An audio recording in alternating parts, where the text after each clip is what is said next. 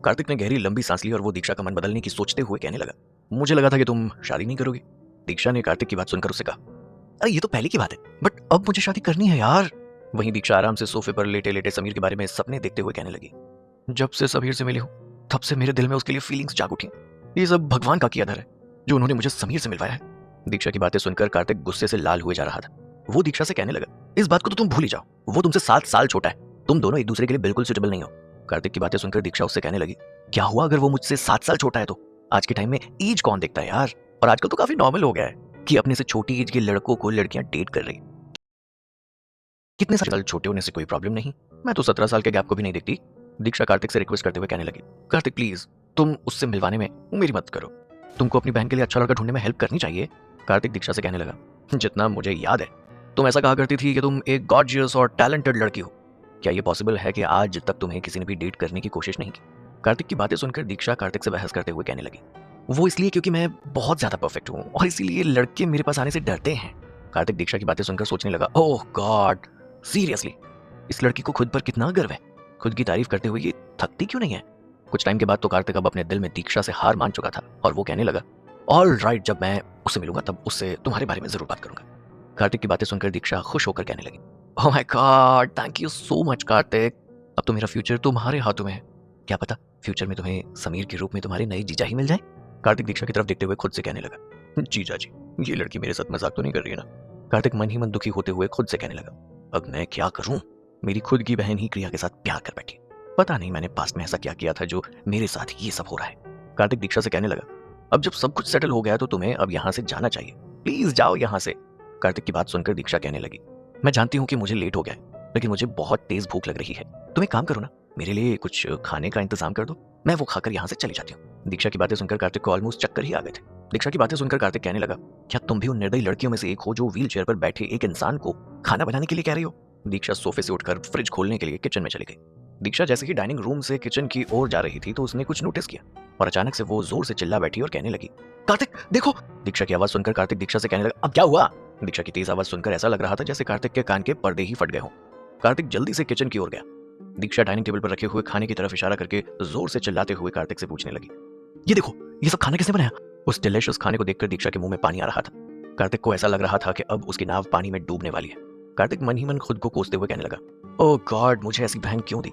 दीक्षा ने कुछ देर तक अपने भाई की तरफ देखा और फिर वो शेरलॉक होम्स वाले अवतार में आ गई। दीक्षा खाने को देखकर कार्तिक से पूछने लगी, एक बात बताओ, ये सारा खाना किसने बनाया? खाना अभी भी गर्म है, मुझे पता है ये खाना तुमने तो नहीं बनाया होगा क्योंकि तुम तो दोपहर से मेरे साथ मीटिंग में बिजी थे। दीक्षा कार्तिक से पूछताछ करते हुए कहने लगी, कहीं तुम्हारी कोई गर्लफ्रेंड वर्लफ्रेंड तो नहीं है ना?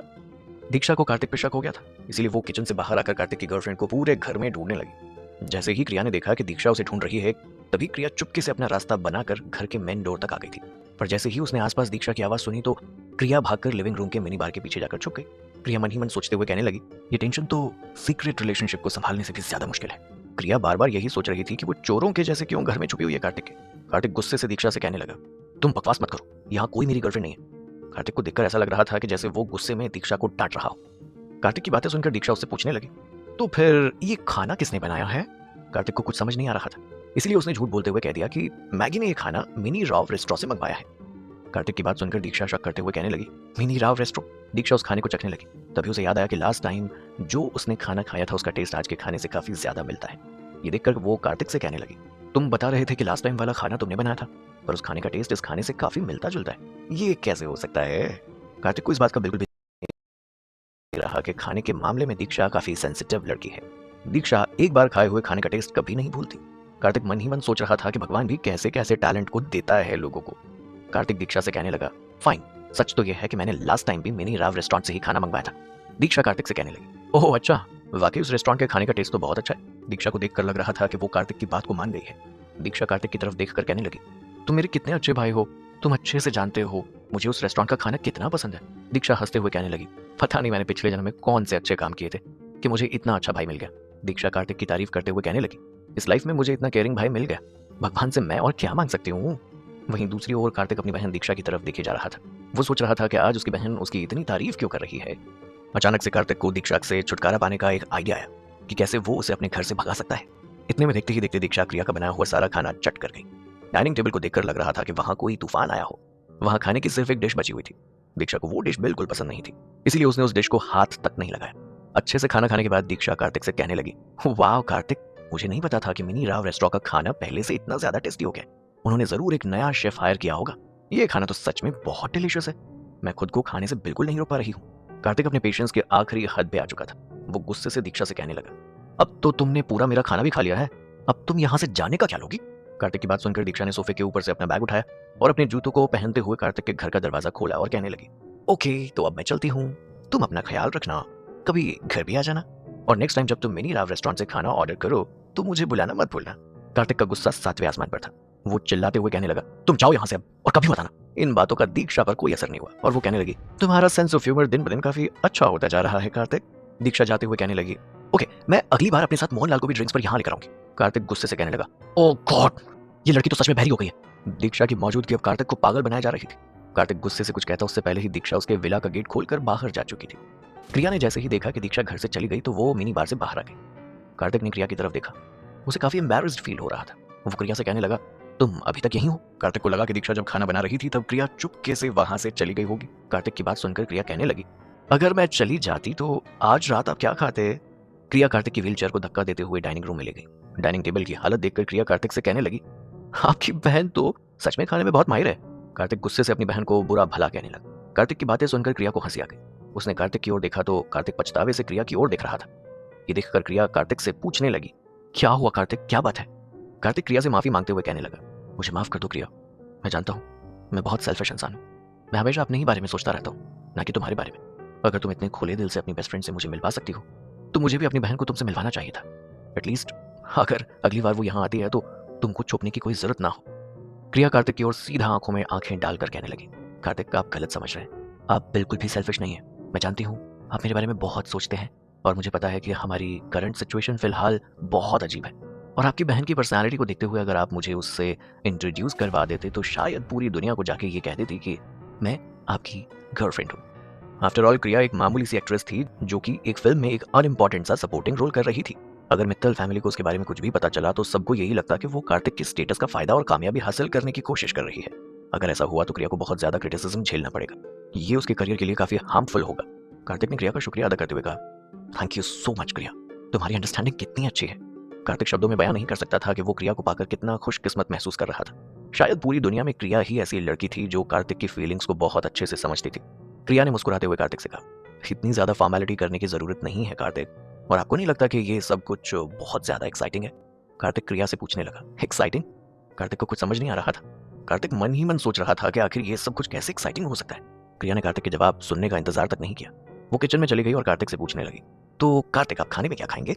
कार्तिक पलटकर क्रिया की बात का जवाब देते हुए कहने लगा, नूडल्स, मैं खाने में नूडल्स खा लूंगा।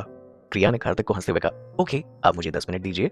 क्रिया ने जल्दी ही उन दोनों के लिए चिकन नूडल्स बना दिए और उन दोनों ने फिर साथ में अपना डिनर किया। कार्तिक के लिए उसके मन में क्रिया के लिए जो प्यार था उसे महसूस करके ही उसका पेट भरा हुआ लग रहा था। क्रिया के लिए उसका प्यार ही काफी था उसकी भूख को मिटाने के लिए। जब तक वो क्रिया के साथ था उसे इस बात की कोई परवाह नहीं थी कि वो क्या खा रहा है। अगर उसे पानी पीकर भी अपना पेट भरना पड़े उसे वो भी मंजूर था। जब तक वो दोनों साथ थे तब तक क्रिया के लिए कुछ भी कर सकता था। क्रिया ने कार्तिक की मसाज करने में मदद की और फिर वो अपने आउट हाउस में वापस चली गई। अगली सुबह अपनी नींद पूरी करने के बाद क्रिया सेट पर वापस चली गई। जाते समय उसे सोनाक्षी की ओर से फोन आया और उसने देखा कि सोनाक्षी फोन पर चिल्लाते हुए कह रही थी, क्रिया तुम टीवी की हेडलाइंस पर हो। क्रिया ने सोनाक्षी से पूछा, कौन सी हेडलाइन? पर ये कौन सी न्यूज है? अब क्या नया बवाल मच गया क्रिया की जिंदगी में? जाने क्रिया ने पूछा, कौन सी हेडलाइन? क्रिया को न्यूज चेक करने का बिल्कुल भी समय नहीं मिला था। सोनाक्षी ने गुस्से से क्रिया से कहा, तुम्हें ये सब खुद ही देखना चाहिए, मुझे कुछ समझ नहीं आ रहा है कि मैं अब तुमसे क्या कहूँ। और ये कह के सोनाक्षी ने क्रिया का फोन कट कर दिया। उसे ऑलरेडी उन रिपोर्टर्स पर बहुत गुस्सा आ रहा था जिन्होंने क्रिया के बारे में ये न्यूज लिखी थी।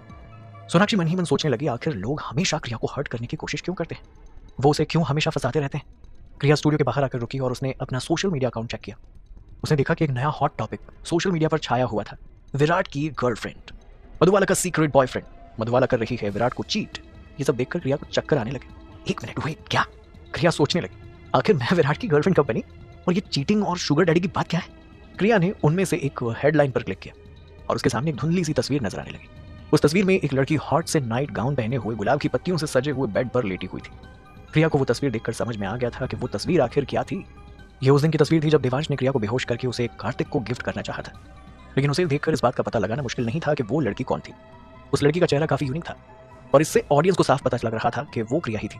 उस फोटो के नीचे जो डिस्क्रिप्शन था उसमें लिखा हुआ था कि मधुबाला वहां होटल में किसी आदमी के साथ डेट पर आई हुई थी, और वो आदमी कोई और नहीं बल्कि एक ऐसा इंसान था जिसका एंटरटेनमेंट इंडस्ट्री में काफी पावर था। उसके अलावा उस रिपोर्ट में यह भी लिखा हुआ था कि क्रिया को रेड स्लीव ब्यूटी में उसका रोल बिना ऑडिशन दिए हुए ही मिला था, और ये तभी हासिल किया जा सकता था जब उसने फिल्म के किसी ऐसे इंसान को अपनी बॉडी बेची थी जो उस फिल्म में पावर रखता हो। लोग इस बात को गैस कर रहे थे कि क्रिया वहां किसके साथ डेट पर आई हुई थी। उस रिपोर्ट के डिस्क्रिप्शन को देखकर वो दो लोग ही फिट हो रहे थे, या तो वो इंसान केके प्रोडक्शन कंपनी के सीईओ मिस्टर कार्तिक मित्तल थे, या उसी कंपनी के वाइस प्रेसिडेंट आदित्य मित्तल। बहुत से लोगों को ये लग रहा था कि वो इंसान आदित्य मित्तल था, क्योंकि सबको पता था कि कार्तिक फिलहाल फिजिकली डिस्टर्ब था। अब जो कि इस न्यूज में इंडस्ट्री का फेमस एक्टर विराट और एंटरटेनमेंट इंडस्ट्री के बॉस शामिल थे, तो ये स्कैंडल सोशल मीडिया पर आग की तरफ फैल गया था। ये मधुबाला जरूर कोई पहुंची हुई चीज है। पहले तो हमारा प्यारा विराट और अब एंटरटेनमेंट इंडस्ट्री के सबसे बड़े बॉस। क्या वो इंसान बिग पिक्चर एंटरटेनमेंट कंपनी में से कोई एक है? आप लोगों को क्या लगता है कि क्या वो कार्तिक मित्तल है या आदित्य मित्तल? वो जरूर आदित्य मित्तल होगा, क्योंकि कार्तिक तो अब उसके काबिल नहीं है। हमारे प्यारे विराट को तो मधुबाला ने चीट कर दिया है। गेट लॉस्ट मधुबाला, हमारे प्यारे विराट को अकेला छोड़ दो। अरे कितनी चालाक लड़की है, इसने फेमस होने के लिए कोई रास्ता नहीं छोड़ा है। What a bitch. Social media पर लोगों ने इस मामले के खिलाफ कोई इन्वेस्टिगेशन नहीं की थी। वो लोग सीधा जाकर क्रिया को डांटे और कोसे जा रहे थे। उन्हें सिर्फ जो दिखाया जा रहा था वो लोग उसी पर विश्वास कर रहे थे। क्रिया मन ही मन में सोच रही थी कि आखिर किसके पास इतनी पावर थी कि उसे ये फोटो मिल जाए। इस फोटो को पाना इतना आसान नहीं था, लेकिन क्रिया के इस सवाल का जवाब काफी साफ था। वो इंसान गिल फैमिली में से ही तो कोई एक था। क्रिया को लग रहा था कि वो इंसान कोई और नहीं बल्कि देवांश था। तभी क्रिया सोचने लगी, वो देवांश नहीं हो सकता। वो अपने चेहरे को काफी प्रोटेक्ट करके रखता था। अगर उसने क्रिया को कोई नुकसान पहुंचाया होता या क्रिया की आइडेंटिटी का खुलासा हो जाता, तो ये सब देवांश की रेपुटेशन के लिए काफी बुरा साबित होता। और अब क्रिया के सामने सिर्फ एक ही इंसान की शक्ल घूम रही थी, वो इंसान जिसने क्रिया की ये तस्वीरें मीडिया को भेजी होंगी और उसकी रेपुटेशन को खराब करने के लिए कहा होगा। आखिर साक्षी के अलावा और कौन हो सकता था? साक्षी ही एक ऐसी इंसान थी जो क्रिया से अपना बदला लेना चाहती थी और किसी भी कीमत पर उसे बदनाम करना चाहती थी। वो लड़की क्रिया से बहुत जलती थी और उससे बहुत नफरत करती थी। वो क्रिया को किसी भी कीमत पर बर्बाद करने की कोशिश कर सकती थी। क्रिया ये बात देखकर काफी शॉक्ड थी कि साक्षी क्रिया का नाम खराब करने के लिए किसी भी हद तक जा सकती थी। क्रिया अब और भी ज्यादा साक्षी पर शक कर रही थी। क्रिया मन ही मन ये बात सोच रही थी कि कहीं वो साक्षी ही तो नहीं जो विराट और क्रिया के बीच का ये स्कैंडल मीडिया में फैला रही है। क्रिया ने सोचा कि वो खुद पर्सनली जाकर साक्षी से ये बात पूछेगी। आखिर वो क्रिया को इस तरह टारगेट क्यों कर रही है? ये सोचते हुए क्रिया सेट की ओर आगे कदम बढ़ाने लगी। जब वो फिल्म के सेट पर पहुंचे तो अचानक से 20-21 लड़कियों का ग्रुप क्रिया के सामने आ गया। वो लोग एक साथ मिलकर क्रिया के खिलाफ नारेबाजी करते हुए ये कहने लगे कि वो एक कैरेक्टरलेस और बेहुदा औरत है। कुछ लड़कियां तो क्रिया पर अपने साथ लाए हुए अंडे भी फेंक रही थी। क्रिया के पास खुद को प्रोटेक्ट करने के लिए कुछ भी नहीं था। वो अंडे सीधा उसकी बॉडी पर जाकर लग रहे थे। ये सब बहुत डिस्गस्टिंग था। पहले जब उस पर कुछ लड़कियों ने कॉफी से अटैक किया था तो क्रिया खुशकिस्मत थी कि कार्तिक ने समय पर आकर उसे बचा लिया था, लेकिन आज उसका लक उसका कोई खास साथ नहीं दे रहा था। आज जो क्रिया सेट पर आई थी वो विराट की रियल फैन थी। वो सारी लड़कियां काफी गुस्से में थी और उनका ऐसा मन कर रहा था कि वो क्रिया की जान ले लें। एक सेलिब्रिटी की वैन पास से गुजर रही थी। साक्षी का असिस्टेंट जो कि पैसेंजर सीट पर बैठा हुआ था वो वहां पर हो रहे तमाशे को देख रहा था। वो वैन में पीछे पलटकर साक्षी को पुकारने लगा, साक्षी देखो मधुबाला को आज अंडे पड़ रहे हैं, एक नजर देखो तो उस चालक लड़की की ओर। ये सब देखकर सच में बड़ी खुशी हो रही है, ये इसी के लायक है। अपने असिस्टेंट की बातें सुनकर साक्षी बड़ी खुश हो रही थी। साक्षी ने अपने सनग्लासेस निकाले और खिड़की खोलकर बाहर देखने लगी।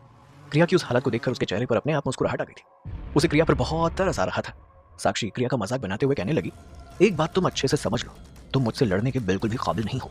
उसे बस किसी को विराट के फैन ग्रुप में क्रिया और विराट को लेकर किसी बात की चिंगारी लगाने की देर थी और अपने आप वो आग फैल जाती और विराट के बेवकूफ फैंस उन सारी बातों को सच भी मान लेते। साक्षी जानती थी कि ये क्रिया के ऊपर अटैक करने का एक बहुत अच्छा रास्ता था। क्रिया को सबक सिखाने के लिए उसे खुद के हाथ खराब करने की कोई जरूरत नहीं थी। बिना किसी चूरी का इस्तेमाल किए वो क्रिया को मार सकती थी।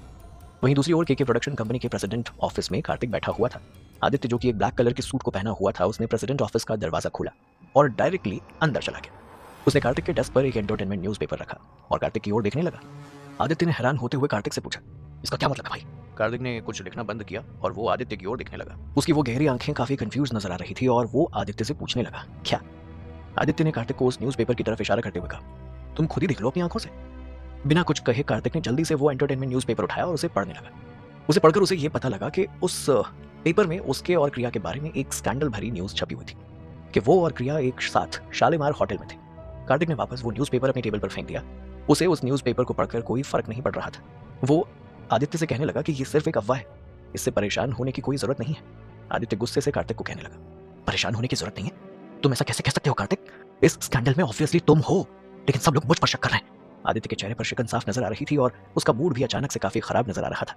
उसे लग रहा था कि कार्तिक ने जानबूझकर पब्लिक का अटेंशन आदित्य की ओर घुमाने की कोशिश की थी। ताकि वो इस स्कैंडल से बच सके।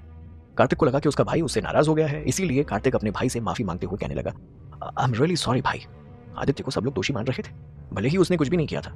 कार्तिक आदित्य की तरफ देखकर उससे कहने लगा, मैंने बिल्कुल नहीं सोचा था कि ऐसा कुछ हो जाएगा। अगर रिपोर्टर्स आपसे इस बारे में कुछ भी पूछते हैं तो प्लीज भाई आप क्रिया के बारे में कुछ भी मत कहिएगा। कार्तिक बस क्रिया को प्रोटेक्ट करना चाहता था। जब तक वो पब्लिक के सामने इस बात को मानेगा नहीं, तब तक पब्लिक बिना किसी तर्क के कोई अंदाजा नहीं लगा सकती थी। कार्तिक जानता था कि वो आसानी से पब्लिक रिलेशन डिपार्टमेंट से दीक्षा की मदद लेकर इस कर सकता है। ये पहली बार था जब कार्तिक ने आदित्य से किसी बात के लिए रिक्वेस्ट की थी, और ये सब सिर्फ एक लड़की की वजह से। आदित्य कार्तिक की तरफ देखकर शक भरी निगाहों से उसे पूछने लगा, तुम और वो लड़की क्रिया, तुम दोनों कहीं रिलेशनशिप में तो नहीं हो ना? कार्तिक ने इससे पहले कभी उससे कोई फेवर नहीं मांगा था, और वो आज पहली बार उससे एक लड़की की वजह से कुछ मांग रहा था। ये लड़की जरूर कार्तिक के लिए बहुत खास होगी। कार्तिक ने आदित्य के सवाल का जवाब नहीं दिया, लेकिन आदित्य साफ साफ कार्तिक की आंखों में क्रिया के लिए उसकी फीलिंग्स को देख पा रहा था। वो देख सकता था कि क्रिया कार्तिक के लिए सिर्फ उसकी दोस्त नहीं बल्कि दोस्त से बढ़कर थी। आदित्य ने जल्दी से एक पॉसिबिलिटी के बारे में सोचा और वो कार्तिक से पूछने लगा, कार्तिक तुम मुझे सच सच बताओ, तुम उस रात क्रिया के साथ उस होटल में क्या कर रहे थे? इस सवाल का जवाब जानना आदित्य के लिए काफी जरूरी था।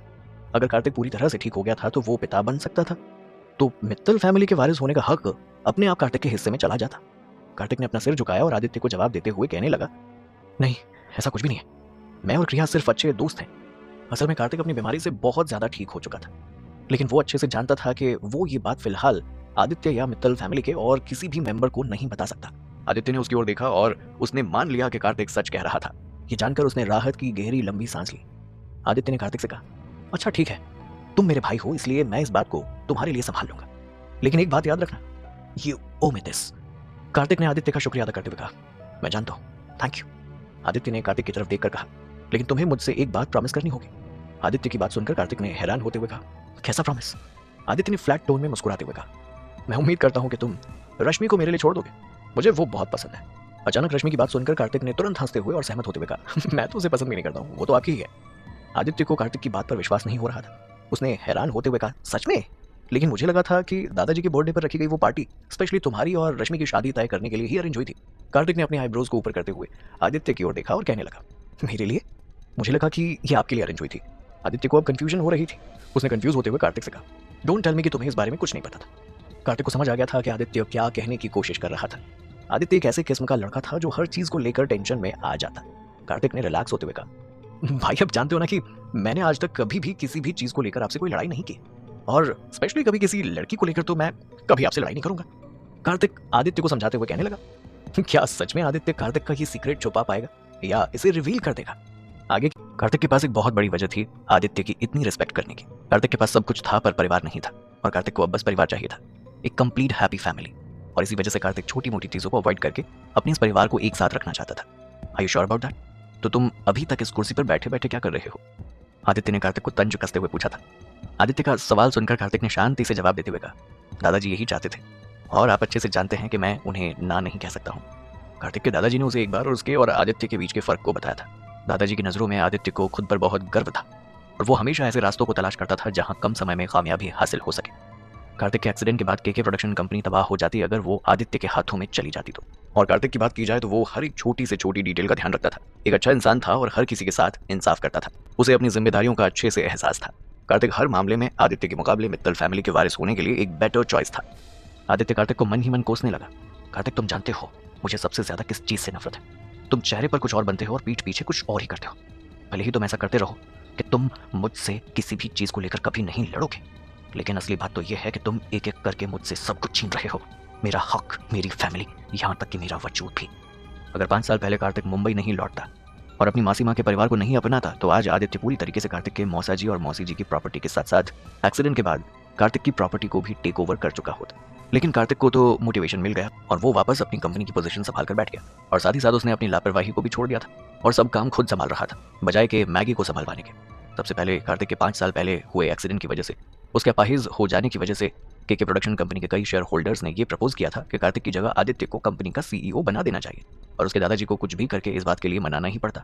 लेकिन इवेंचुअली आदित्य को केके प्रोडक्शन कंपनी के सीईओ बनने की टेम्परेरी पोजीशन मिली थी। आदित्य ने कार्तिक के एक्सीडेंट के बाद 2 साल तक उसकी कंपनी के लिए बहुत मेहनत और एफर्ट्स डाले थे। उसका पूरा समय और खून पसीने की मेहनत उसने केके प्रोडक्शन कंपनी की तरक्की के लिए लगा दी थी, और उन लोगों ने बिना किसी बात का मतलब बताए कार्तिक को ऐसे ही इतनी बड़ी कंपनी का फिर से सीईओ बना दिया। कार्तिक ने जब से अपनी मौसी माँ के परिवार को अपनाया था तब से दीक्षा के दादाजी का मन हमेशा कार्तिक पर रहता था और वो कार्तिक को अपने सगे पोते से भी ज्यादा प्यार करते थे। आदित्य के अकॉर्डिंग कार्तिक ने हमेशा अपने दादाजी की मर्जी का बहाना बनाकर सब कुछ अपने पास रखा, लेकिन सिर्फ वही जानता था कि वो उसके दादाजी की मर्जी थी या उसकी। आदित्य कार्तिक की ओर जलन भरी नजरों से देखने लगा, लेकिन उसने उसे कुछ नहीं कहा और फिर वो वहां से दरवाजे को पटकते हुए चला गया। वो दोनों भाई शायद एक दूसरे से किसी चीज को लेकर नाराज हो गए थे। कार्तिक ने गहरी लंबी सांस ली और अपनी थकावट भरी आंखों को अपने हाथों से रब करने लगा। केके प्रोडक्शन कंपनी अब 2 हिस्सों में बट चुकी थी। एक ग्रुप उन शेयर होल्डर्स का था जो कार्तिक और उसके दादाजी को काफी लंबे समय से सपोर्ट करते हुए आ रहे थे, और एक ग्रुप उन शेयर होल्डर्स का था जो कंपनी के वाइस प्रेसिडेंट आदित्य को सपोर्ट करते थे। आदित्य ने केके प्रोडक्शन कंपनी में अपने कई सारे कनेक्शन बना लिए थे और अब वो कार्तिक को खुले में चैलेंज करने के लिए बिल्कुल काबिल था।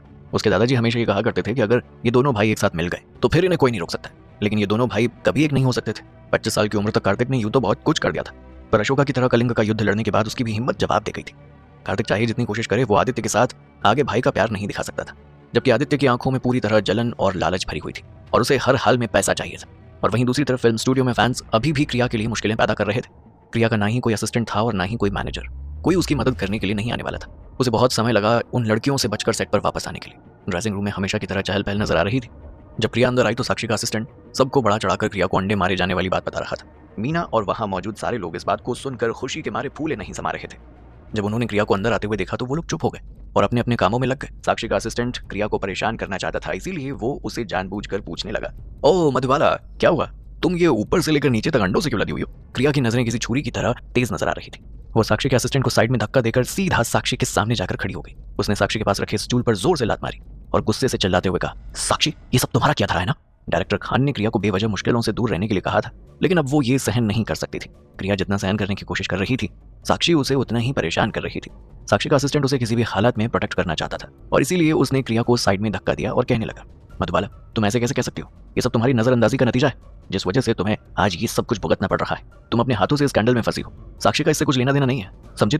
तुम अपने काम से काम रखो और मेरी बॉस को परेशान करना बंद करो। साक्षी के असिस्टेंट राहुल की बात सुनकर क्रिया ने राहुल को एक तरफ धक्का दिया और गुस्से से उसे बोली, इससे तुम्हारा कोई लेना देना नहीं है, सो गेट लॉस्ट। और इतना कहकर साक्षी को घूर घूर कर देखने लगी। साक्षी आराम से अपना मेकअप करवा रही थी। भगवान सब कुछ देख रहा है साक्षी, क्या तुम उसकी कसम खाकर ये सब कुछ कह सकती हो कि तुमने ये नहीं किया है? मेकअप रूम में मौजूद किसी भी इंसान ने ये नहीं सोचा था कि कल की आई हुई मधुबाला जैसी एक छोटी सी एक्ट्रेस साक्षी जैसी एक बिग शॉट एक्ट्रेस को सबके सामने यूं खुले में चैलेंज करेगी। सब लोग वहां रहकर चुपचाप उस दिन को देख रहे थे जब से मधुबाला और साक्षी के बीच ये अनबन शुरू हुई थी। तब से सेट का माहौल काफी गर्म रहता था और लोग हमेशा इस बारे में गॉसिप किया करते थे। साक्षी ने अपने हाथ में रखा पाउडर ब्रश नीचे रखा और आराम से उठने लगी।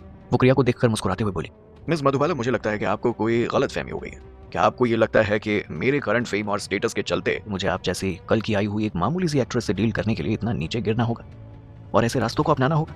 मैं तुम्हारे स्कैंडल के बारे में कुछ भी नहीं जानती हूँ। तुम अपनी कंपनी से क्यों नहीं कहती कि तुम्हारे लिए कोई कैंपेन या प्रेस कॉन्फ्रेंस सेट कर दे? यहाँ पर इतना तमाशा बनाने का क्या फायदा है? साक्षी ने जो कुछ भी किया था उसने उसके लिए कोई भी जिम्मेदारी नहीं ली थी और वो हमेशा की तरह इनोसेंट बनने का नाटक करने लगी। प्रिया ने गुस्से से साक्षी से कहा, फाइन, तुम इनोसेंट बनने का अपना नाटक जारी रखो, अल्टीमेटली तुम अपने हाथों से अपने पैरों पर कुल्हाड़ी मारोगी। साक्षी, एक दिन अपने ही बनाए हुए गड्ढे में तुम गिर जाओगे। तुम्हारे फैंस को एक दिन तुम्हारा असली चेहरा जरूर नजर आएगा। प्रिया की बात सुनकर राहुल ने बीच में आते हुए कहा, साक्षी को इंसल्ट करना बंद करो। राहुल की बकवास सुनकर क्रिया के चेहरे पर उसका मजाक बनाने वाली हंसी आ गई और उसने मनी मन कहा, वाह देखो कितना वफादार कुत्ता है तुम्हारा ये साक्षी। राहुल ने क्रिया की इंसल्ट करते हुए कहा, तुम जाकर विराट को क्यों नहीं कहती हो कि वो तुम्हारी मदद करे? या शायद तुम्हें अपने शुगर डैडी से कहना चाहिए, अगर सब कुछ फेल हो जाए तो तुम, ओह वेट, तुम्हारा तो कोई मैनेजर ही नहीं है ना? तुम्हारा कॉन्ट्रैक्ट तो डायरेक्टली फिल्म की क्रू से साइन हुआ है। मैं ये कैसे भूल सकता हूँ? इसका मतलब तुम किसी भी एंटरटेनमेंट कंपनी को बिलोंग नहीं करती हो, है ना? साक्षी का असिस्टेंट क्रिया के इंसल्ट किए जा रहा था। उसका ये कहने का मतलब था कि क्रिया को बैकअप देने के लिए कोई भी एंटरटेनमेंट कंपनी भी नहीं थी।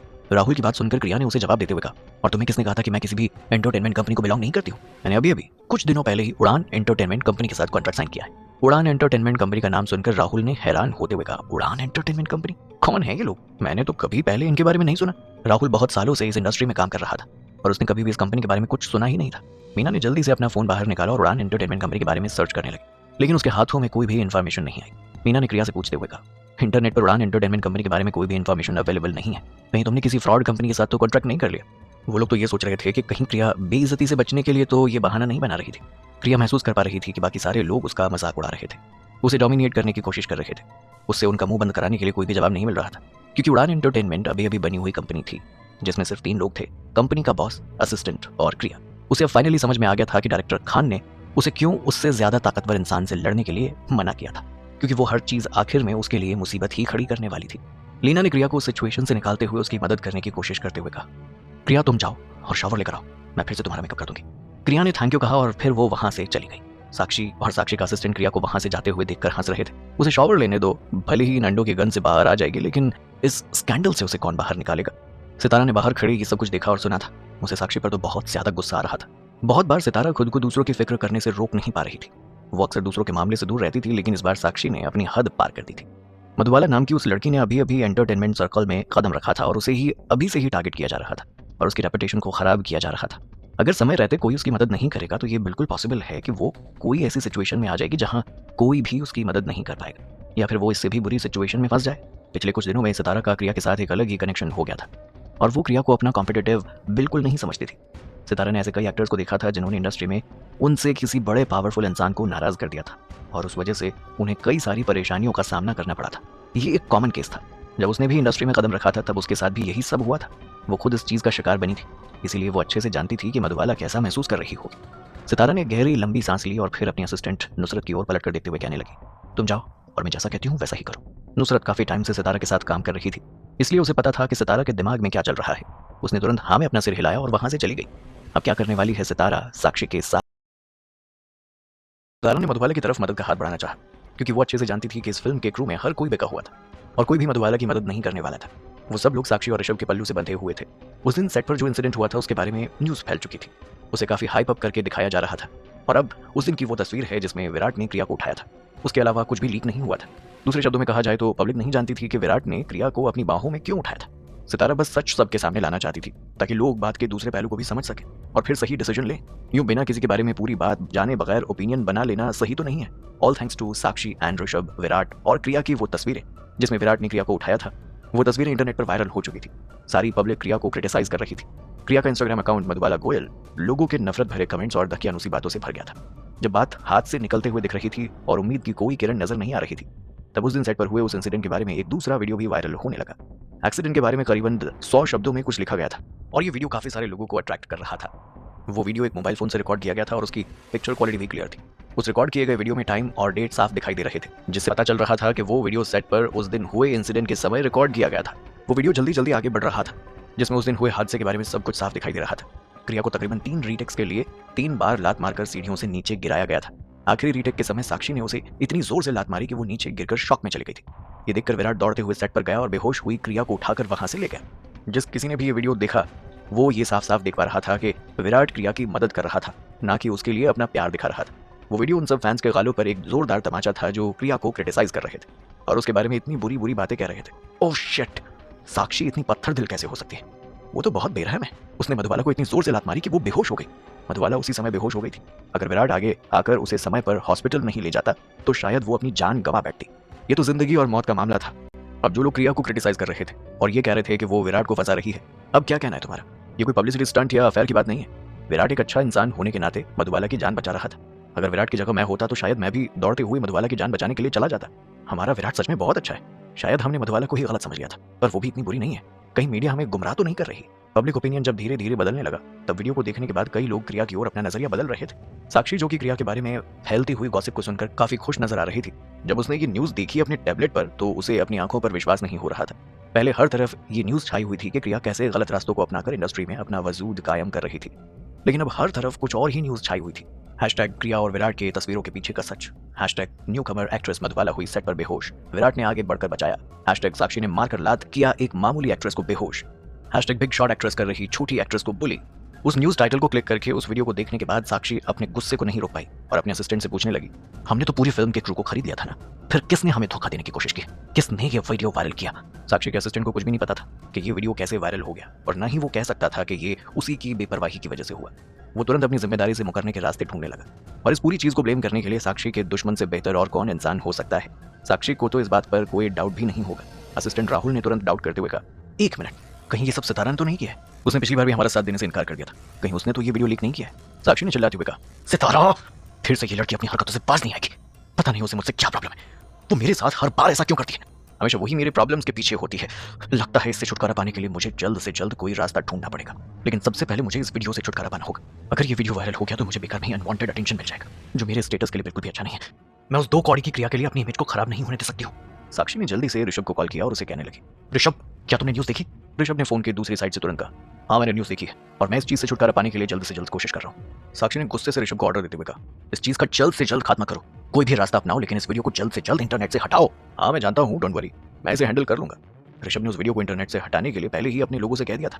फोन कटने के बाद भी साक्षी को चिंता हो रही थी कि वो वीडियो वायरल हो जाएगा। उस वीडियो को इंटरनेट से हटाए जाने से पहले बस कुछ ही लोगों ने उस वीडियो को देखा था और उनमें से एक कार्तिक भी था।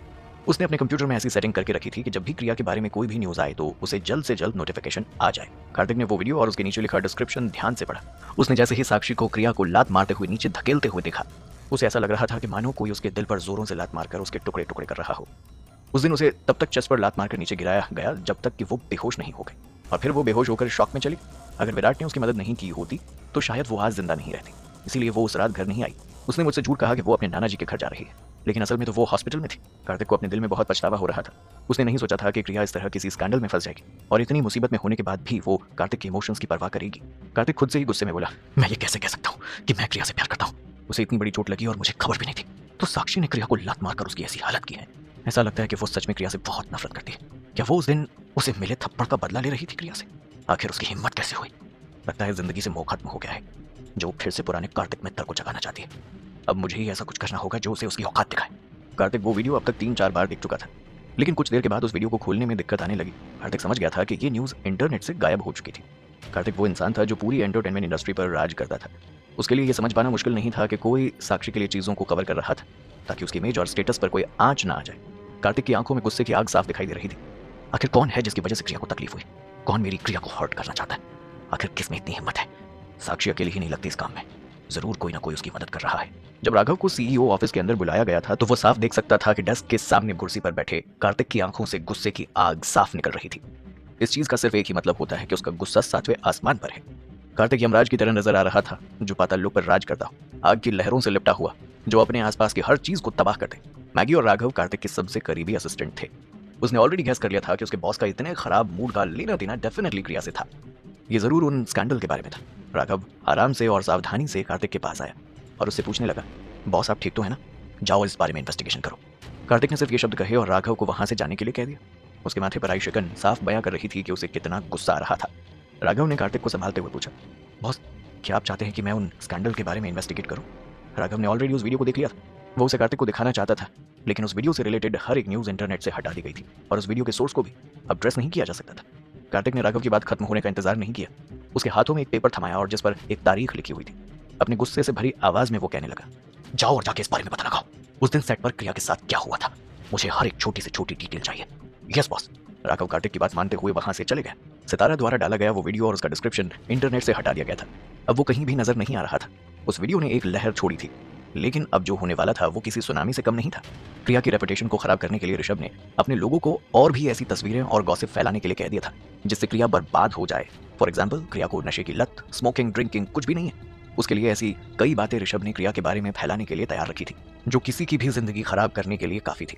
एंटरटेनमेंट इंडस्ट्री के गंदे खेल अब और भी घिनौने होते गए थे। सितारा इंटरनेट पर क्रिया के बारे में एक के बाद एक आ रही स्कैंडल वाली न्यूज को देखकर क्रिया के बारे में परेशान हुए जा रही थी। साक्षी के पास रेड बॉक्स एंटरटेनमेंट और ऋषभ का सपोर्ट था। वो जो चाहे वो कर सकती थी और उसे कोई रोकने वाला नहीं था। और तो रेड बॉक्स एंटरटेनमेंट को केके प्रोडक्शन कंपनी प्रोटेक्ट कर रही थी। उसे डर था कि ये सब क्रिया के लिए कोई तूफान बनकर ना खड़ा हो जाए। सितारा की असिस्टेंट नुसरत भी काफी परेशान हो रही थी। वो सितारा से पूछने लगी, अब हम क्या करें सितारा मैम? अब तो सिचुएशन और भी बुरी होते हुए नजर आ रही है। अब हम कुछ भी नहीं कर सकते नुसरत, बस मैं भगवान से प्रार्थना कर सकती हूँ कि वो मधुबाला की मदद करे। सितारा ने परेशान होते हुए कहा। उस पल तक क्रिया सेट से जा चुकी थी, बैक स्टेज आ चुकी थी। वो अपना मेकअप ही निकाल रही थी और वो अपने कपड़े चेंज करने के लिए चली गई ताकि वो घर जा सके। मीना क्रिया को नीचा दिखाना चाहती थी, इसीलिए वो जानबूझकर उससे कहने लगी, हे मधुबाला, तुम तो बहुत अच्छी लड़की दिखाई देती थी। मैंने कभी नहीं सोचा था कि तुम इतनी कैरेक्टरलेस होंगी। प्रिया को जरा भी अंदाजा नहीं था कि मीना ऐसा क्यों कह रही थी। उसने एक नज़र मीना की ओर देखा और फिर वो अपने कपड़े चेंज करने के लिए चली गई। मीना पिलर का सहारा लिए खड़ी च्युइंगम चबा रही थी। उसने क्रिया की ओर देखकर मुस्कुराया और कहने लगी, तुमने मुझे इंप्रेस कर दिया क्रिया। पूरे इंटरनेट का अटेंशन अब तुम पर है। मैंने सुना है कि डायरेक्टर खान भी तुम्हें ज्यादा स्क्रीन टाइम देना चाहते हैं। कैसे निकलेगी क्रिया अब इस मुसीबत से, और कैसे कार्तिक और सितारा मदद करेंगे उसकी? आगे कल ने मधुबाला की तरफ मदद का हाथ बढ़ाना चाहा, क्योंकि वो अच्छे से जानती थी कि इस फिल्म के क्रू में हर कोई बेका हुआ था और कोई भी मधुबाला की मदद नहीं करने वाला था। वो सब लोग साक्षी और ऋषभ के पल्लू से बंधे हुए थे। उस दिन सेट पर जो इंसिडेंट हुआ था उसके बारे में न्यूज़ फैल चुकी थी। क्रिया की रेपुटेशन पूरी तरीके से खराब हो चुकी थी, लेकिन मीना जैसे छोटे एक्टर्स के लिए किसी बुरी बात से फेमस होना भी फेम के बराबर ही था। वो जलन और नफरत से पागल हुए जा रही थी। वो बस इस बात का पता नहीं लगा पा रही थी कि आखिर फिल्म के डायरेक्टर फिर भी मधुबाला को एक्स्ट्रा स्क्रीन टाइम देने को तैयार क्यों थे। क्रिया ने ध्यान से मीना की बातों को सुना। वो उसकी ओर पलटकर कंफ्यूजन भरी नजरों से देखने लगी। उसने मीना से पूछा, ज्यादा स्क्रीन टाइम? क्रिया को कंफ्यूज देख मीना ने कहा, वैसे मत बनो क्रिया कि तुम्हें कुछ पता ही नहीं है। ऐसा कैसे हो सकता है कि तुम इस बारे में कुछ भी नहीं जानते हो? मीना को लग रहा था कि मधुबाला ने इस एक्स्ट्रा स्क्रीन टाइम के बदले जरूर डायरेक्टर को खुश किया होगा। क्रिया ने शांति से जवाब देते हुए कहा, मैं इस बारे में कुछ भी नहीं जानती हूँ। मीना ने मुंह बनाकर कहा, अब झूठ बोलना बंद भी करो क्रिया, तुम अपना ये नाटक बंद कर सकते हो। मीना ने कुछ देर क्रिया की ओर देखा और फिर वो वहां से जाने लगी। वो इस हिपोक्रेटिक इंसान से अब तंग आ चुकी थी। जाते जाते उसने धीरे मगर गुस्से में कहा, समझती क्या है वो अपने आप को? और वो प्रेटेंड तो ऐसे कर रही है जैसे कि उसने सबको बेवकूफ समझ के रखा हुआ है। देखते हैं क्रिया, तुम कब तक खुद को प्रोटेक्ट कर पाओगे। मीना के बाहर चले जाने के बाद क्रिया शुरू से सब चीजों के बारे में सोचने लगी जो अभी अभी हुई थी। क्रिया खुद से ही बोली, स्टाफ में से तो मुझे किसी ने नहीं बताया कि मुझे एक्स्ट्रा सीन मिल रहे हैं, तो शायद कोई मेरे बारे में जरूर फेक न्यूज फैलाने की कोशिश कर रहा है। वेल, व्हाटएवर, वो जो चाहे वो कर सकते हैं। अपने कपड़े चेंज करने के बाद क्रिया लीना के पास अपना मेकअप हटाने के लिए गई। उस दौरान क्रिया सोशल मीडिया चेक कर रही थी और उसने नोटिस किया कि उसके हेटर्स के नंबर्स अब और भी ज्यादा बढ़ चुके थे। कुछ लोग वहां पर उस स्टोरी को फॉलो करते हुए आए थे, तो कुछ लोग क्रिया के बारे में कमेंट करने के लिए।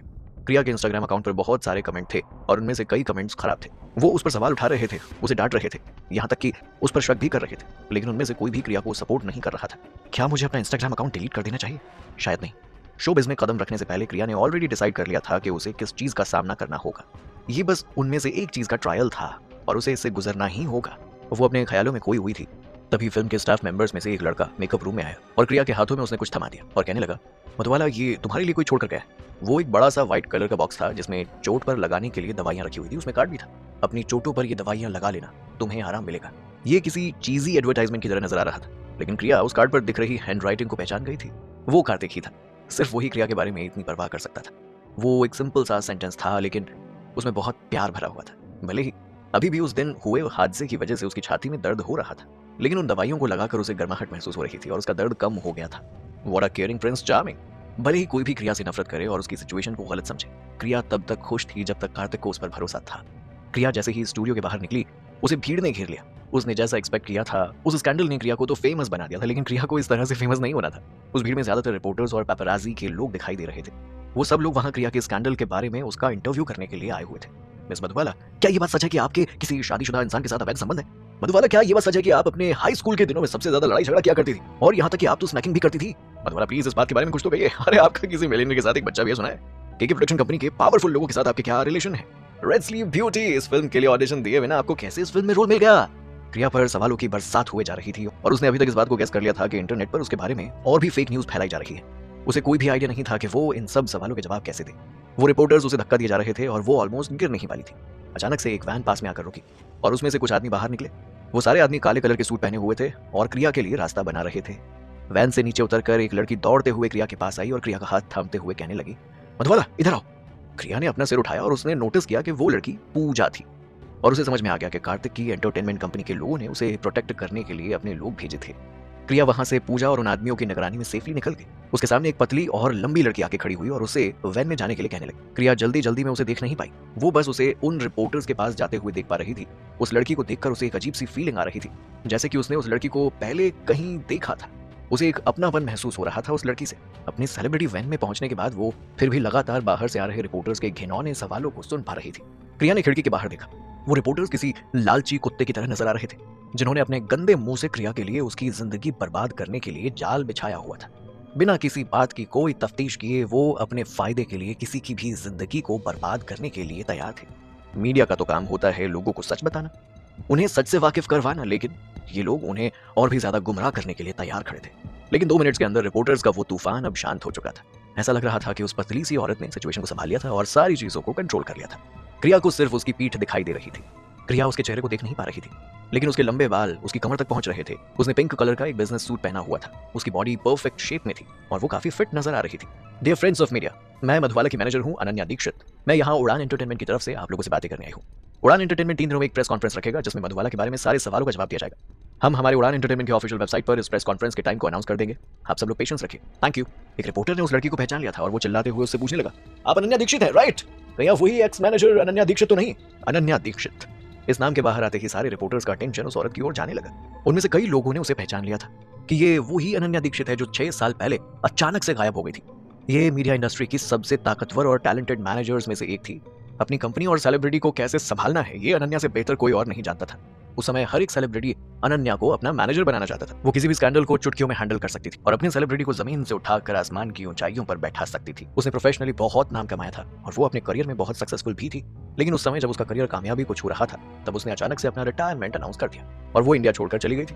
और उसके बाद से फिर कभी उसके बारे में कोई न्यूज सुनाई नहीं दी। उसके रिटायरमेंट की वजह हमेशा से एक मिस्ट्री बनकर छाई हुई थी और अब पूरे 6 साल के बाद वो वापस एक मैनेजर बनकर लौटी थी और वो भी एक मामूली सी एक्ट्रेस की। हर कोई हैरान था और ये जानने के लिए बेचैन भी था कि वो इन 6 सालों से कहाँ थी और उसने क्या किया और आखिर वो इस इंडस्ट्री को छोड़कर क्यों चली गई थी। इन रिपोर्टर्स को लगने लगा कि भले ही ये मधुबाला का इंटरव्यू तो नहीं ले पाए तो मधुबाला से रिलेटेड उसकी मैनेजर अनन्या का ही इंटरव्यू उनके लिए कोई फायदा तो दे ही सकता है। इन लोगों ने जल्दी ही अनन्या के ऊपर अपने सवालों की बारिश करनी शुरू कर दी। मिस अनन्या, आप 6 सालों के लिए अचानक से गायब हो गई थी। आपकी यूं अचानक से वापस आने की कोई खास वजह? मिस अनन्या, 6 साल पहले आपने अचानक अपना रिटायरमेंट अनाउंस कर दिया। आखिर क्या वजह थी उसकी? मिस अनन्या, आप मधुबाला की मैनेजर कैसे बनी? आखिर क्या रिश्ता है आपका मधुबाला से?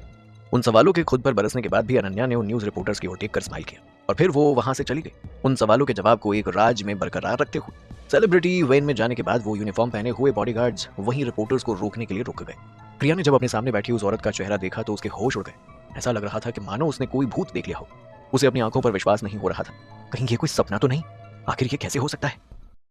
शांत रास्ते पर आ चुके थे। उसकी जैसी औरत आखिर यहाँ क्या कर रही थी?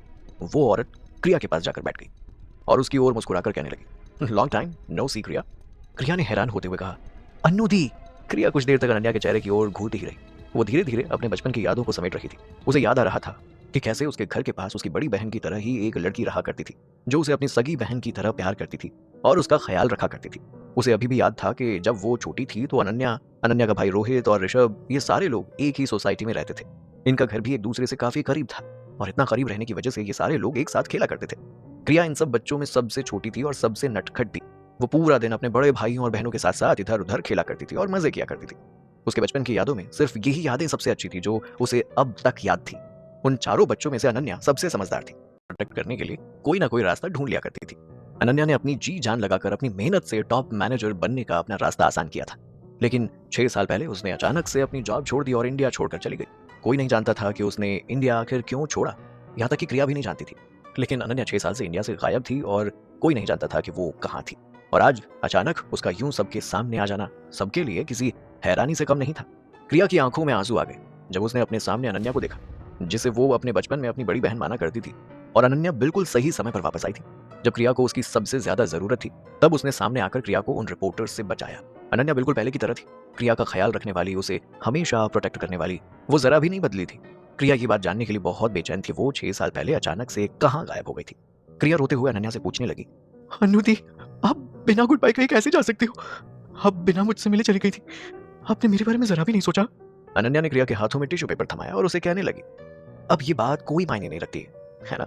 अब इंपॉर्टेंट बात यह है कि मैं वापस आ गई हूँ, राइट? क्रिया ने फिर से अनन्या से पूछा। आपने बिल्कुल सही कहा, लेकिन आप मेरी मैनेजर कैसे बनी? मुझे तो लगता था कि आप ये सब कुछ छोड़ देना चाहती थी। आखिर कैसे जुड़े हैं अनन्या के तार क्रिया के साथ? क्या अनन्या के वापस आने में कार्तिक का कोई हाथ है? जानने के लिए सुनते रहिए जीरो टू हीरो। अनन्या ने अपने माथे पर हाथ रखा और वो कुछ देर के लिए शांत हो गई। वो क्रिया से कहने लगी, क्रिया, क्या तुम्हें अभी याद है कि हम दोनों, ऋषभ और मेरा भाई रोहित, एक साथ खेला करते थे और ऋषभ कैसे हमेशा तुम्हें चिढ़ाया करता था, तुम्हें परेशान किया करता था? क्रिया अपने आंसुओं को पोंछते हुए कहने लगी, ऑफ कोर्स, आप हमेशा मेरी ओर से उसे पनिश किया करती थी। क्रिया की बात सुनकर अनन्या ने हंसते हुए कहा, वेल, तो फिर ऐसा समझो कि मैं वापस उसे पनिश करने के लिए आ गई हूँ। असल में अनन्या से किसी ने क्रिया की हेल्प करने के लिए वापस इंडिया आने के लिए कहा था। वो कार्तिक था। अगर कार्तिक नहीं होता तो शायद अनन्या कभी इंडिया वापस नहीं लौटती। क्रिया की आंखों से आंसू फिर से बहने लगे। अब वो सब बड़े हो गए थे लेकिन ऋषभ अभी भी उसे परेशान किया करता था और उससे भी बुरी बात यह थी कि उसने अपने फायदे के लिए क्रिया का इस्तेमाल किया था। लेकिन अनन्या अभी भी पहले के जैसी थी, क्रिया को अपनी सगी बहन की तरह प्रोटेक्ट करती हुई, उसका ख्याल रखती हुई।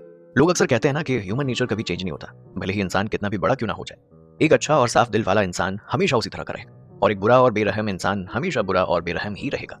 पूजा हैरानी से अपने सामने बैठी इन दोनों लड़कियों को देख रही थी। ऐसा लग रहा था मानो वो बहुत लंबे समय से एक दूसरे को जानती थी। पूजा ने हैरान होकर कहा, वेट, इसका मतलब है कि तुम दोनों एक दूसरे को बचपन से जानती हो? पूजा की बात सुनकर क्रिया हंसते हुए कहने लगी, अनुदी मेरे घर के सामने रहती थी। मैं हमेशा अपने घर की खिड़की खोलकर जोर से उनका नाम पुकारा करती थी जब भी मुझे उनकी याद आती थी। पूजा हैरान होते हुए कहने लगी, घर की खिड़की खोलकर नाम पुकारना? वो इमेजिन नहीं कर पा रही थी कि क्रिया अपने बचपन में कैसी होगी। अनन्या ने क्रिया की तरफ देखकर हंसते हुए कहा, क्रिया अपने बचपन में लड़की से ज्यादा लड़के की तरह नजर आती थी। क्रिया अनन्या को गले लगाते हुए मुस्कुराते हुए कहने लगी, कम ऑन अन्नू दी, अब मैं एक अच्छी खासी लड़की बन गई हूँ, अब आप मेरी इमेज को स्पॉइल मत करो। 6 साल एक दूसरे से इतना दूर रहने के बावजूद उन दोनों को देखकर ऐसा लग रहा था कि वो अभी भी एक दूसरे के बहुत करीब थे। क्रिया की बात को सुनकर अनन्या क्रिया को चिढ़ाते हुए कहने लगी, लड़की। अनन्या ने ऊपर से नीचे तक क्रिया को देखा और देखकर कहने लगी, कौन सी लड़की, मुझे तो कहीं कोई लड़की नजर नहीं आ रही तुम में। क्रिया का मुंह खुला का खुला रह गया। उसके पास अनन्या को जवाब देने के लिए कुछ It's 9:55 p.m. था। क्रिया का रिएक्शन देखकर पूजा भी हंसने लगी। उसने कभी नहीं सोचा था कि हमेशा अपने काम पर फोकस करने वाली और डेडिकेटेड अनन्या एक्चुअली में इतनी अच्छी और फनी इंसान होगी। उसका सेंस ऑफ ह्यूमर भी एक्चुअली बहुत अच्छा था। वो सेलिब्रिटी वैन उड़ान एंटरटेनमेंट कंपनी की ओर चली गई और वापस वो लोग मोहनलाल, जो कि मोहन प्यारे का रोल निभा रहे थे, ऑफिस में उन लोगों का वेट कर रहे थे। मोहन अनन्या को देखकर कहने लगा, great, really great, welcome miss Ananya Dikshit. Udaan entertainment company की टीम ज्वाइन करके आपने हमारी कंपनी को बहुत ज्यादा सक्सेसफुल और बड़ा बना दिया है। मोहन की बातों को सुनकर क्रिया अपने मन में मुस्कुराने लगी। क्रिया मन ही मन सोचने लगी, 3 लोगों की कंपनी को 4 लोगों में बदल दिया तो ये बहुत बड़ी कंपनी हो गई है क्या। अनन्या ने मिस्टर मोहन की तरफ देखकर कहा, मिस्टर मोहन, अब से मुझे आपको परेशान करना होगा, उसके लिए मैं आपसे माफी चाहती हूँ। मोहनलाल ने अनन्या की बात सुनकर उससे कहा, ऑफ कोर्स, हम लोग एक ही कंपनी में काम करते हैं, जब तक आप इस कंपनी में काम कर रही हैं तब तक मेरा यहाँ कोई काम नहीं है। अनन्या से बात करने के बाद मोहनलाल ने मधुबाला को सब कुछ समझाते हुए कहा, मधुबाला, अब जो कि अनन्या वापस लौट आई हैं तो अब से ये कंपनी अनन्या मैनेज करेगी। अगर तुम्हें किसी भी चीज की जरूरत पड़े तो तुम कभी भी अनन्या से कह सकती हो। प्रिया सरप्राइज होते हुए मोहनलाल से कहने लगी, मिस्टर मोहनलाल, मुझे सच में समझ ही नहीं आ रहा है कि आप क्या कह रहे हैं। आपके कहने का मतलब क्या है कि अनन्या अब सीईओ के पोजीशन पर रहेगी। मोहनलाल क्रिया की तरफ देखते हुए कहने लगा, हाँ, तुमने बिल्कुल ठीक समझा है। मैं ये कंपनी अब अनन्या के हाथों में सौंप रहा हूँ। मुझे अब और भी दूसरे बिजनेसेस मैनेज करने हैं। क्रिया मन ही मन सोचने लगी, ओह, तो ये ऐसे भी हो सकता है। क्रिया अब तक समझ चुकी थी कि उड़ान एंटरटेनमेंट इस तरीके से भी एक कंपनी की तरह ही काम करेगी और मोहनलाल की जगह अब उसकी अन्नू दी सब कुछ संभाल लेगी। क्रिया खुद से मन में कहने लगी, इन जैसे कंपनी ओनर सच में बहुत ज्यादा भरोसेमंद होते हैं। मोहनलाल को अब उड़ान एंटरटेनमेंट कंपनी के सीईओ होने का रोल और नहीं निभाना था। असल में उसने कार्तिक से प्रॉमिस किया था कि वो कुछ दिनों के लिए उस नई कंपनी के सीईओ बनने का नाटक करेगा, लेकिन अब उसके जाने का समय आ गया था।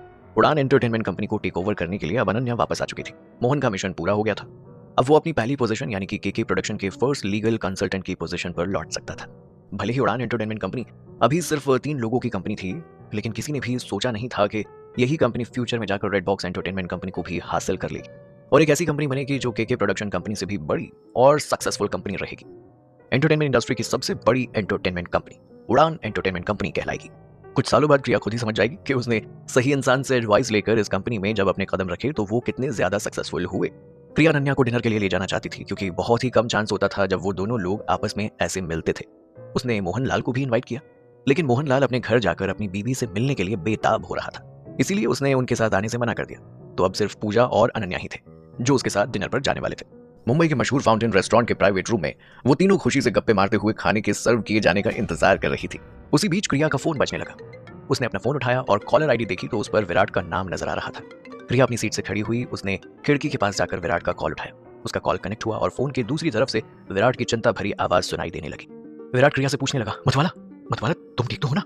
तुम कहाँ हो अभी? क्रिया ने शांति से मुस्कुराकर विराट से कहा, मैं बिल्कुल ठीक हूँ, आई एम फाइन, मैं अभी अपने दोस्तों के साथ बाहर डिनर करने के लिए आई हूँ। विराट क्रिया की बात सुनकर कहने लगा, मैंने अभी वो सारी स्कैंडल भरी न्यूज स्टोरीज देखी और मैंने सोचा नहीं था कि सब कुछ इतना सीरियस हो जाएगा। I am really sorry Madhubala, मैंने अपने इंटरव्यू के दौरान उस दिन उन लोगों को सब कुछ समझाया भी था, लेकिन मेरी मैनेजर ने मुझे धोखा दे दिया। I am really sorry. Virat को क्रिया के लिए बहुत बुरा लग रहा था। वो उससे माफी मांगना चाहता था। क्रिया को एक बार गले लगाने से लोगों ने क्रिया के लिए इतनी बड़ी मुसीबतें खड़ी कर दी थी। इन सब चीजों ने क्रिया को ऑलमोस्ट बर्बाद कर दिया था और वो इसीलिए सॉरी कह रहा था क्योंकि उसके इंटरव्यू के साथ छेड़छाड़ हुई थी। उसने ऑलरेडी सबको एक्सप्लेन कर दिया था अच्छे से, और अगर वो रिपोर्टर्स उस दिन ये न्यूज स्टोरी छाप देते तो क्रिया का नाम इन सब चीजों से बहुत पहले ही क्लियर हो जाता।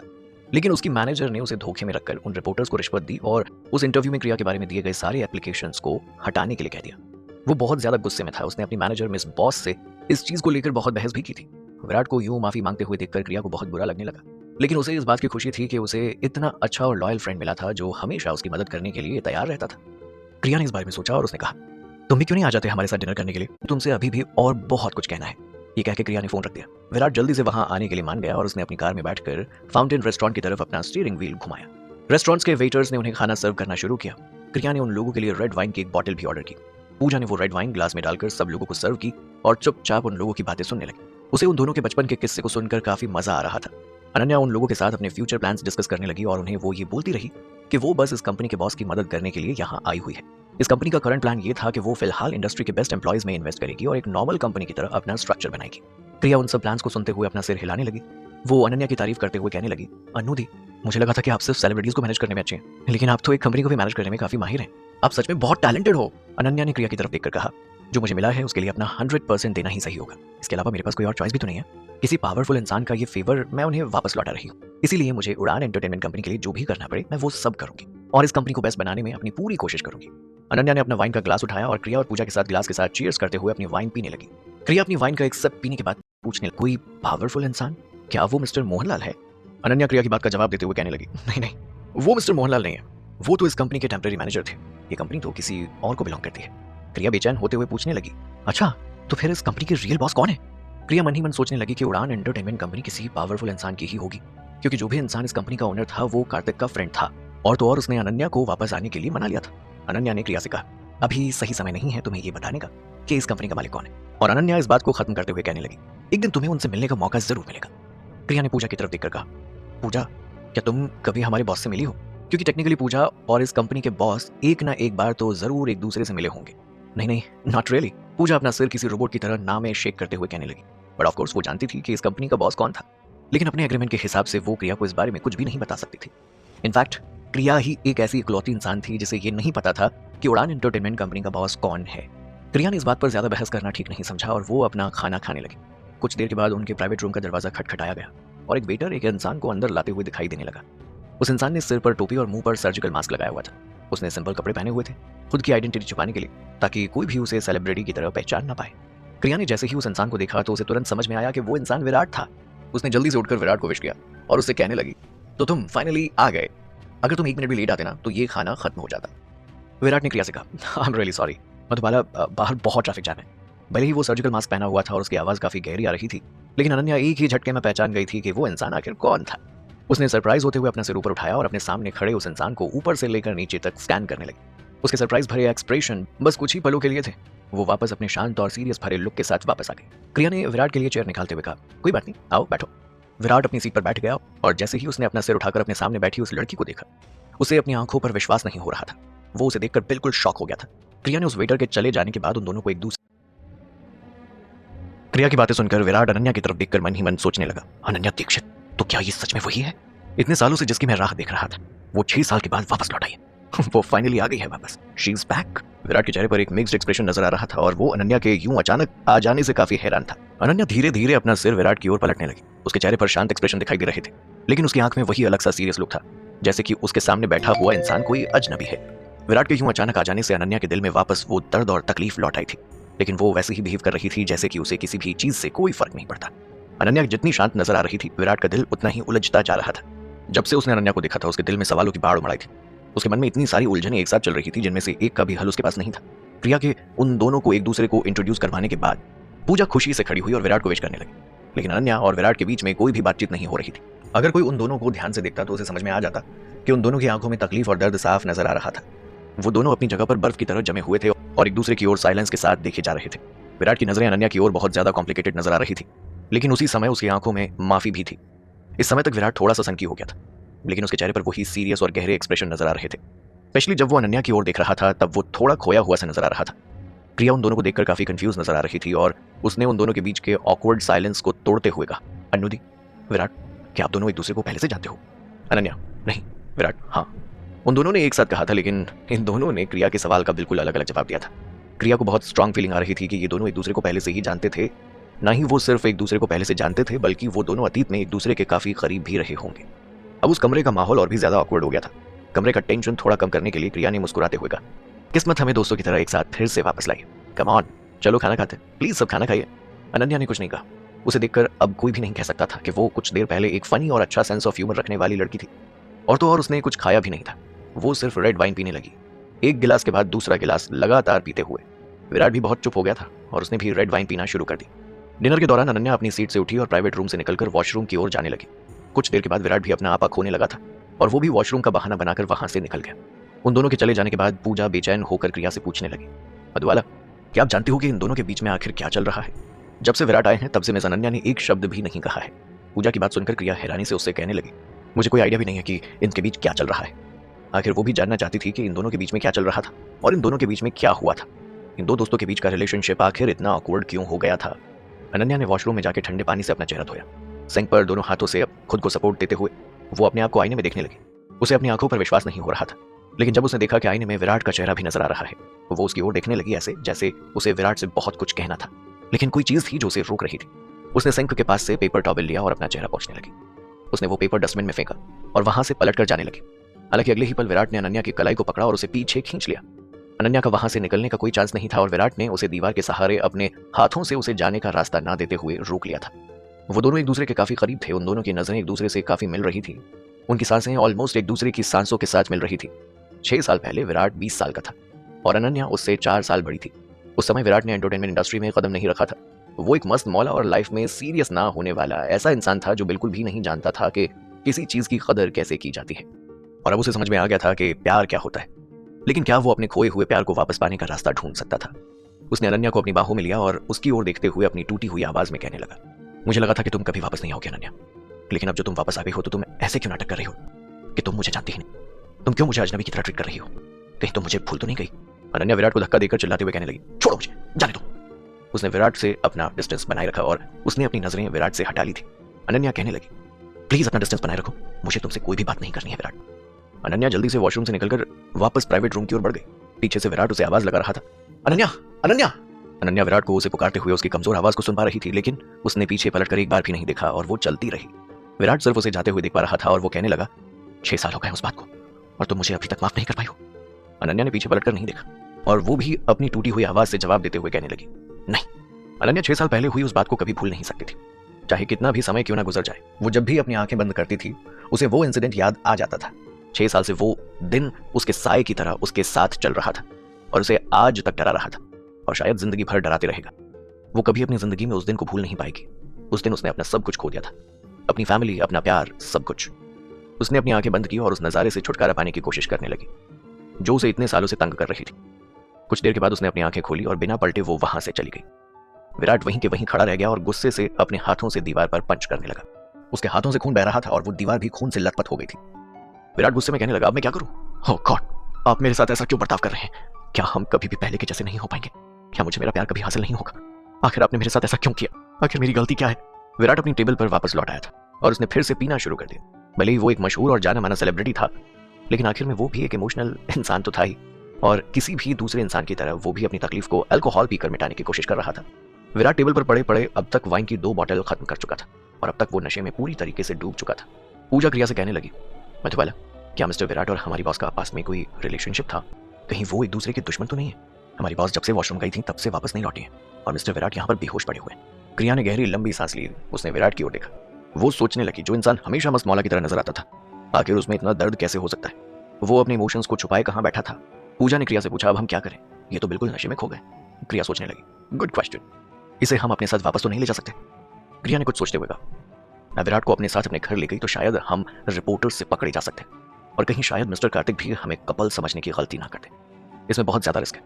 क्रिया को जिस चीज की सबसे ज्यादा फिक्र होनी चाहिए थी उसे अभी उसी चीज की फिक्र नहीं हो रही थी। उसे तो इस बात की बिल्कुल भी चिंता नहीं थी कि पूरी दुनिया उसे कैसे ट्रीट कर रही है।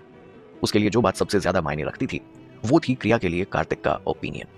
क्रिया ने पूजा की तरफ देखकर उससे कहा, तुम्हें ड्राइव करना आता है? पूजा ने क्रिया की बात सुनकर कहा, हाँ। क्रिया पूजा से कहने लगी, ओके, फिर हम इसे पास के किसी होटल में छोड़ देंगे। मैंने अभी थोड़ी सी वाइन पी ली है इसलिए मैं ड्राइव नहीं कर सकती हूँ। वो विराट के लिए सिर्फ इतना कर सकती थी कि वो कल रात उसे पास के किसी होटल में छोड़ दे। पूजा ने क्रिया की तरफ देखकर कहा, हाँ बिल्कुल।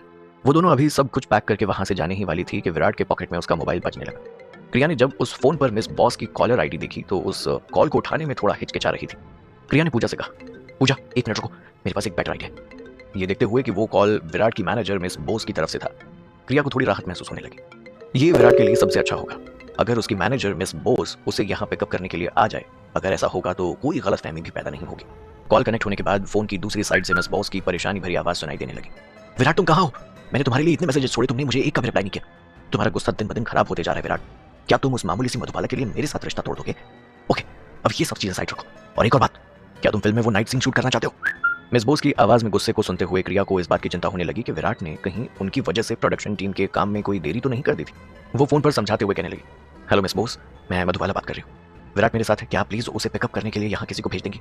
वो बहुत ज्यादा नशे में है। जैसे ही मिस बोस ने क्रिया की आवाज सुनी तो वो गुस्से से आग बबूला हो गई और कहने लगी, मधुबाला तुम फिर से? तुम रुको, वहीं रुको, कहाँ हो तुम लोग? वो इतने गुस्से में नजर आ रही थी कि वो ढंग से बात भी नहीं कर पा रही थी। उसने मधुबाला से उसका एड्रेस पूछा और उसका कॉल कट कर दिया और वो अपनी कार को निकालकर विराट को पिकअप करने के लिए चली गई। क्रिया और पूजा विराट के साथ करीबन आधे घंटे तक प्राइवेट रूम में मिस बॉस का इंतजार कर रही थी कि तभी अचानक से उस प्राइवेट रूम का दरवाजा जोर से खुला। शायद किसी ने उसे लात मारकर खोलने की कोशिश की थी। मिस बॉस करीबन 4 से 5 आदमियों के साथ अंदर आई और ये जानते हुए कि वो लोग आएंगे, क्रिया अपनी जगह से खड़ी हो गई। इससे पहले कि वो कुछ कह पाती, मिस बॉस उसके पास आई और उसके गाल पर जोरदार थप्पड़ मार दिया। एक जोर का तमाचा था ये, जिसकी गूंज उस प्राइवेट रूम में अब तक गूंज चुकी थी। क्रिया के सफेद गालों पर जल्दी ही उस थप्पड़ के निशान उभर आए थे। पूजा ने जैसे ही ये सब कुछ देखा तो वो गुस्से से कहने लगी, हे, तुम्हारी हिम्मत भी कैसे हुई मधुबाला को थप्पड़ मारने की? पूजा ने देखा कि मिस बॉस आ गई है और उन्होंने बिना किसी एक्सप्लेनेशन को सुने क्रिया को जोरदार थप्पड़ मार दिया। इसीलिए वो दौड़ते हुए क्रिया के पास गई और उसने मिस बॉस को धक्का दिया। वो क्रिया के सामने जाकर खड़ी हो गई ताकि वो क्रिया को मिस बॉस से प्रोटेक्ट कर पाए। मिस बॉस ने खुद को नीचे गिरने से संभाला और अपने कदमों को ठीक किया। मिस बॉस कहने लगी, तुम्हें क्या लगता है मैंने तुम्हें थप्पड़ क्यों मारा? मधुबाला, तुम भी जानती हो कि विराट को शूटिंग करनी होती है दिन रात, तुम फिर उसे ड्रिंक कैसे करने दे सकती हो? क्या तुम नहीं जानती कि यही समय है विराट के करियर का? और क्रिया ने समझाते हुए कहा, मिस बॉस, मैं एक बार फिर से आपसे यही बात कहूंगी, विराट और मैं सिर्फ अच्छे दोस्त हैं। मैंने कभी भी उसे फंसाने की कोशिश नहीं की है। उसने अपनी मर्जी से ये सब किया, उसे किसी ने भी फोर्स नहीं किया था। अगर आप नहीं चाहते कि ये बात कहीं फैले तो आपको जल्दी करनी चाहिए और इसे अपने साथ वापस ले जाना चाहिए। क्रिया अपने आप को बहुत रोक रही थी क्योंकि वो अब इस मामले में और ज्यादा कॉम्प्लिकेशंस नहीं चाहती थी। पूजा भी क्रिया को प्रोटेक्ट करते हुए मिस बॉस से कहने लगी, सुना आपने, हमारी मधुबाला ने आपके विराट को नहीं फंसाया, वो लोग सिर्फ अच्छे दोस्त हैं। मिस बॉस ने गुस्से से कहा, अच्छे दोस्त? तुम्हारी हिम्मत भी कैसे हुई ये बोलने की? क्या तुम इतने आदमियों को परेशान करके थक नहीं गई हो? जरा अपनी और एक नजर उठाकर देखो, तुम्हारी इमेज जितनी ज्यादा खराब हो सकती थी अब खराब हो चुकी है। तुम्हारी रेपुटेशन मिट्टी में मिल गई है। क्या तुम प्लीज विराट से दूर नहीं रह सकती हो? उसके लिए और मुसीबतें खड़ी करने की कोशिश मत करो, समझी? तुम अपने हाथ से अपनी जिंदगी खराब कर सकती हो। हमारे विराट को प्लीज अकेला छोड़ दो। मिस बोस वैसे भी मधुबाला से बहुत नफरत करती थी। वो बस यही चाहती थी कि विराट जितना जल्दी हो सके क्रिया से दूर हो जाए और उससे अपनी दूरियां बनाए रखे। पूजा ने गुस्से से अपने हाथ की कलाई मरोड़ते हुए कहा, क्या कहा तुमने? तुम ऐसे कैसे कह सकती हो मधुबाला के बारे में? अगर तुमने एक शब्द भी मिस मधुबाला के बारे में कहा ना तो। मिस बोस अब अपनी हदें पार कर चुकी थी। मधुबाला के बारे में पूरी बात जाने बगैर उस पर इतने घटिया इल्जाम नहीं लगा सकती थी। मिस बॉस ने सरकास्टिक वे में हंसते हुए कहा, मैं मधुबाला के बारे में बात कर रही हूं। जब वो इतने घटिया काम कर सकती है तो उसे इस बात का डर होना नहीं चाहिए कि लोग इस बारे में कैसी बात करेंगे। मिस बॉस को पूजा की बात सुनकर काफी गुस्सा आ रहा था, लेकिन वो पूरी तैयारी के साथ आई थी। आज वो क्रिया को उसकी औकात दिखाने के लिए वहां आई थी और वो उसे इतनी आसानी से नहीं जाने देने वाली थी। तुम? पूजा ने अपने टॉप की स्लीव ऊपर की और क्रिया को बचाने के लिए उसके सामने जाकर खड़ी हो गई, लेकिन इससे पहले वो कुछ कर पाती उसे अपने कान के पास से हवा का झोंका जाते हुए महसूस हुआ और अचानक उस प्राइवेट रूम में लगातार 4 थप्पड़ की आवाज गूंजने लगी। उसने देखा कि वो थप्पड़ कहां पड़े थे और जब उसकी नजर गई तो उसे पता चला कि क्रिया मिस बोस के सामने खड़ी थी। मिस बोस के दोनों गाल क्रिया के मारे गए उन थप्पड़ों से लाल हो चुके थे और वो गुस्से में क्रिया की ओर देख रही थी। मिस बॉस ने गुस्से से चिल्लाते हुए कहा, तुम्हारी हिम्मत भी कैसे हुई मुझ पर हाथ उठाने की? क्रिया ने मिस बॉस को घूरते हुए कहा, किसने कहा था कि मैं आप पर हाथ नहीं उठा सकती हूँ? मैं आपको एक बात साफ साफ बता दूं, अगर कोई मुझे काटने की कोशिश भी करेगा मैं उसके लिए डबल मुश्किलें खड़ी करूंगी। मैं चुपचाप सहन करने वाली लड़कियों में से नहीं हूं। अपने ऊपर हुए वार का सही जवाब देना मुझे आता है। वो 4 थप्पड़ आपके मारे गए थप्पड़ का जवाब है। मैं आपको जाने दे रही हूं क्योंकि आप विराट की मैनेजर हैं, लेकिन अब मैं कोई भी परेशानी नहीं चाहती हूं। मिस बॉस ने गुस्से से कहा, जाने दे रही हूं? तुमने सोच भी कैसे लिया कि मैं तुम्हें इतनी आसानी से यहां से जाने दूंगी? जरा तुम्हें भी तो पता चले कि मुसीबत में होना क्या होता है। मिस बॉस ने पलटकर अपने पीछे खड़े उन चारों आदमियों को ऑर्डर देते हुए कहा, इनका अच्छे से ख्याल रखना, इन्हें अच्छे से पता चलने दो कि मुझे नाराज करने का अंजाम क्या होता है। पूजा उन चारों आदमियों का रास्ता रोकते हुए कहने लगी, नहीं, हमारे करीब भी मत आना। तुम्हें पता भी है मधुबाला कौन है, हमारे बॉस कौन है। अगर उन्हें। इससे पहले कि पूजा अपनी बात खत्म कर पाती उनमें से एक आदमी ने उसे धक्का देते हुए नीचे गिरा दिया। पूजा उस रूम के कोने में जाकर गिर गई। पूजा को इस बात का बहुत डर लग रहा था कि वो आदमी कहीं क्रिया को कोई नुकसान न पहुंचा दे। उसने जल्दी से अपना फोन निकाला और कार्तिक को कॉल करने लगी। उन चारों आदमियों ने पूजा को इग्नोर कर दिया और क्रिया को पकड़ने की कोशिश करने लगी। क्रिया ने हंसते हुए कहा, गुड, मैंने बहुत दिनों से एक्सरसाइज भी नहीं की थी, इसी बहाने मेरा वर्कआउट भी हो जाएगा। क्रिया ने अपने कंधे और पैरों को स्ट्रेच करते हुए उन आदमियों की तरफ देखा। वो उन आदमियों की तरफ दौड़ते हुए गई और उसने उनमें से एक आदमी को पकड़ लिया और उसे पीछे धक्का देते हुए जोर से टेबल पर गिरा दिया।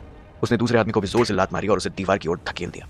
जहां विराट उस प्राइवेट रूम में आराम से सो रहा था, वहीं दूसरी ओर उस प्राइवेट रूम में किक्स और पंचेस की आवाज गूंज रही थी। पूजा को अचानक ये लगने लगा कि उसने बेकार में ही कार्तिक को कॉल किया। उसे क्रिया की बहुत फिक्र हो रही थी, लेकिन अभी जो कुछ भी हुआ और ये देखने के बाद भी कि वो चारों लोग अपने मुंह की खा रहे थे, उसने राहत की गहरी लंबी सांस ली। पूजा के दिमाग में सिर्फ एक ही बात चल रही थी कि क्रिया आखिर कितनी स्ट्रांग है।